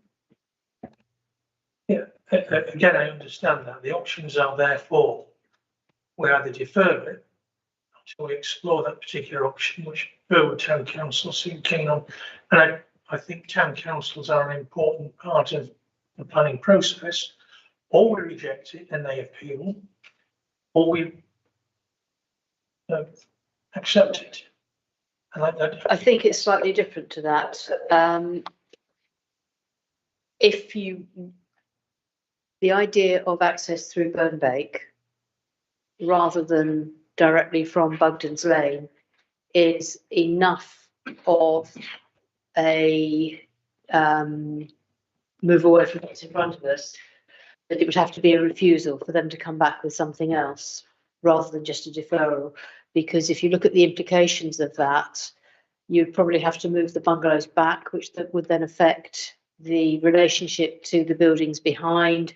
It would affect the amenity space of their gardens, as well as affect the parent property. So it'll be a fundamental change to the application, and I think it would be too much for a deferral. So I think the decision before you is either to grant or refuse permission on this site. Okay, thank you. Alex, the chair. Chair, can I ask the officers, Chair, what's the width of Bugdens Lane? Is it two vehicles can pass each other there? I'm guessing nodding from the chair who knows the area. Sorry, I'm one of the local members. I'm trying to avoid getting dragged in too much. Is there what's the word? I'm just looking. Is the hedge line along Bugdens Lane in front of these proposed properties? Is there a condition that that must remain, or is it, in years it could be retained at the moment?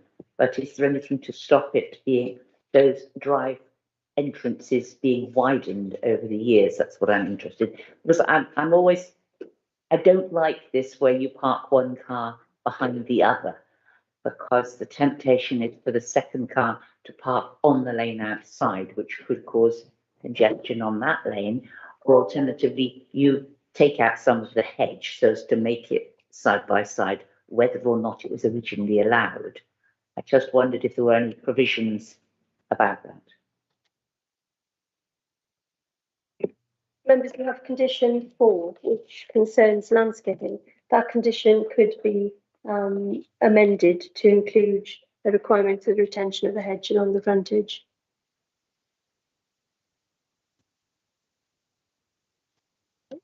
Jane?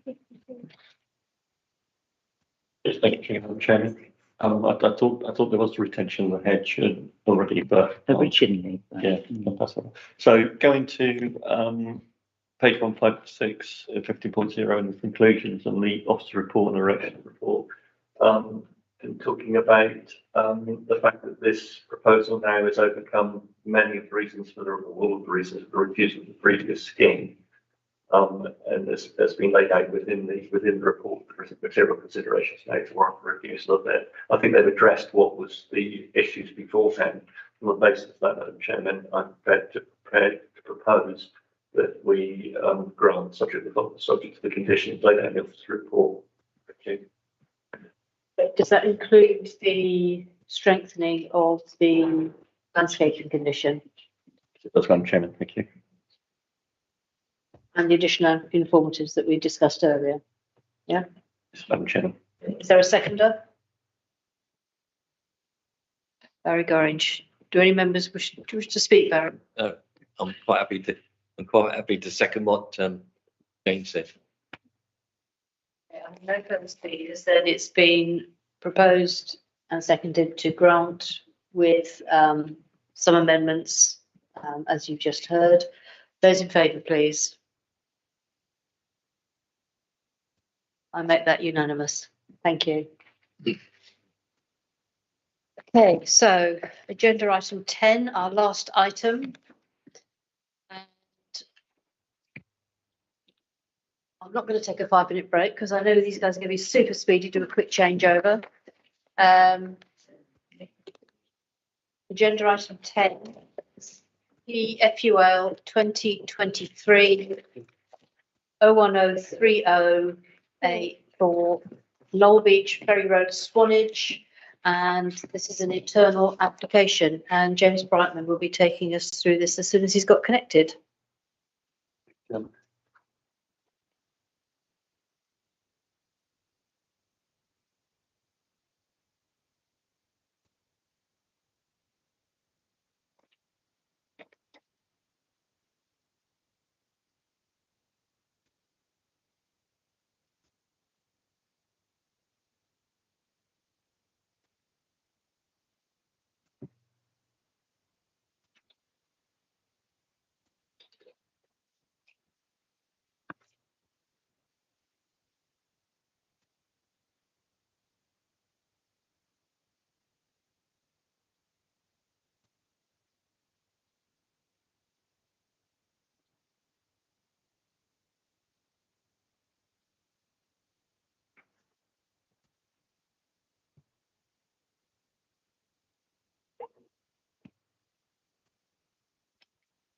Sorry about this, Chairman. That's the wrong button.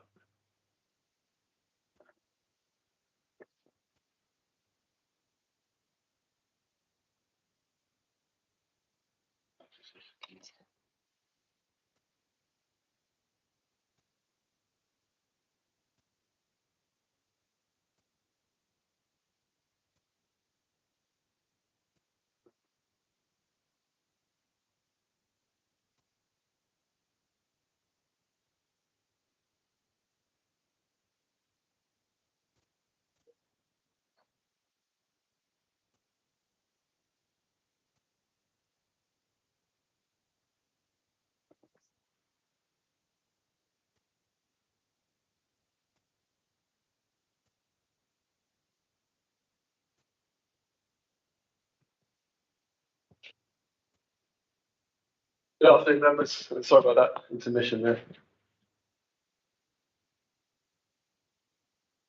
I'm James Brightman, one of the planning officers presenting this application. It's come before you because it's also the council's planning application. The site is at Knoll Beach.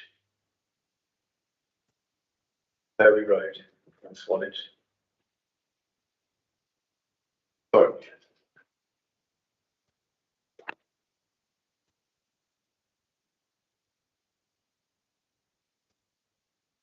Here we are at Knoll Beach at Studland, which many of you will know well, part of the National Trust site. Here we can see that the location down opposite the existing cafe and to the north of the shower block.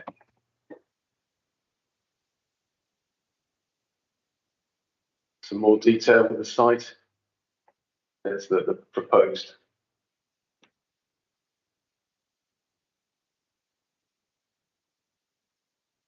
Here's the proposed site here. There's a proposed site there. It's a small toilet come change facilities building for disabled visitors to offer them an enhanced facility with extra facilities in addition to the usual disabled facilities within the toilet block. The building is going to have a timber effect cladding and a dark grey roof, which Condition 4 will achieve by submitting details and getting them approved. Here we see the site context. The existing shower block is on the left there, looking at from with the cafe behind you, the cafe and shop behind you, and the little outside shower area there. The site is up in this area here. Here's more context. Again, from the car park as you approach into the site. This photograph here showing the context again as you come into the car park and the shop on your left, and the site both in that here. The view from what's probably the rear of the site. Again, the existing shower facilities and toilet facilities there, and the site is just beyond the trees here. Aerial photograph of the site here. This, in terms of the principle, the site's in the countryside outside any settlement, but it's acceptable in accordance with policy CO of a local plan, as it's a small-scale ancillary facility for visitors to Knoll Beach in the courtesy of an existing building. The countryside essentially is essential, and there will be no adverse impact on the environment. The site's within the Dorset A1P. There's a statutory duty to conserve and enhance the natural beauty of the landscape. Given its small scale and the construction using appropriate materials and the siting behind the existing toilet block, it will appropriately integrate with the current build form and will not have any adverse impact on the landscape and in accordance with policies L, H, and D of the plan. Proposal will also enhance the amenity of disabled persons who use the beach. This plan here, this drawing in front of you, shows you the groundwater flooding risk to the site. And the site is covered with a high groundwater area. The proposed building is a water compatible development, being a shower and toilet facility. So that's an appropriate type of development in a high risk area. But the applicant has put in a flood risk assessment and also has accepted a condition to incorporate flood resilience measures within the building, such as high flow sockets and water resilience materials up to a certain height. So in the event of any flood,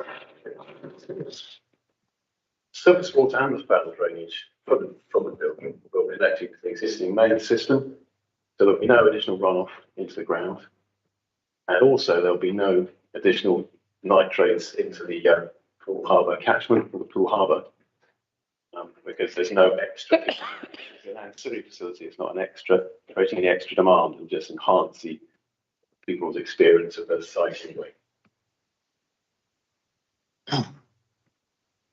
This is the biodiversity and habitats zone, and you can see the site is outside the zone itself.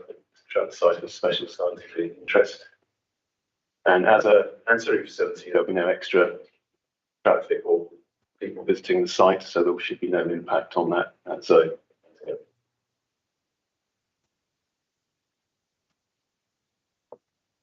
To sort of sum up, the proposal enhance the changing in WC facilities for disabled persons visiting Old Beach and the immediate area. There's no harm has been identified, and the recommendation to members is for approval. Thank you very much. Thank you very much, James. There are no public speakers on this application, so I'm going to go straight to the members, Shane and then Alex. Thank you, Madam Chairman. The only reason this is before us, as the officer has said, that it's on Dorset Council owned land. Another excellent report. The toilets are going to, the drainage from the toilets will be into the existing main system, so there is no issue there. And to accommodate disabled persons using the site for recreational enjoyment and not depriving them of the opportunity, I think it's the right thing to do. It's what we should be doing. There's an equality issue here. There are no key planning issues, and all are acceptable, and there's no objections, including no objection from public, and there's no material planning reasons to refuse the application. Madam Chairman, I'm going to move that we grant, subject to the conditions laid out in the report with the officer. Thank you. Thank you. Alex, you're my next speaker. Thank you, Chair. Can I just ask the officer or whoever the applicant is in the end, have we missed a trick here? Because of the site, a cedar roof would actually be great. It would be quite an enhancement and very easy to fix on a flat roof. Because we are in sort of sand dune area, so sedums or dry grass roof would be an extra tick. James, do you wish to respond to that? Yes, thank you. Chairperson, sorry. Sorry. Yeah, so the cedar roof would be appropriate there. It's not part of the proposal. We've got a condition about materials. I think we'd have to agree with the applicant that was a proposal. I don't know whether we could actually achieve it under materials. Might have to be Probably the best way forward would be to delegate that to officers for future discussion. That's definitely a good idea. Yep. Yeah, who's actually the applicant? Is it us? It's us, yes. It's us. Yes.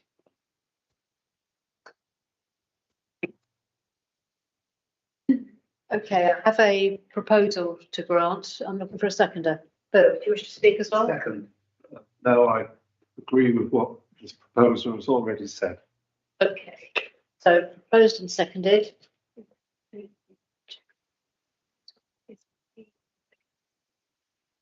Are you happy that includes the delegation to officers regarding the cedar roof? Seconding nods. I thought you would go through that. Yes, I am happy with that. Thank you, Chairman. Thank you. Thank you for the nudge on my right. Okay, so proposed and seconded to grant with that additional delegation. Those in favour, please. Unanimous.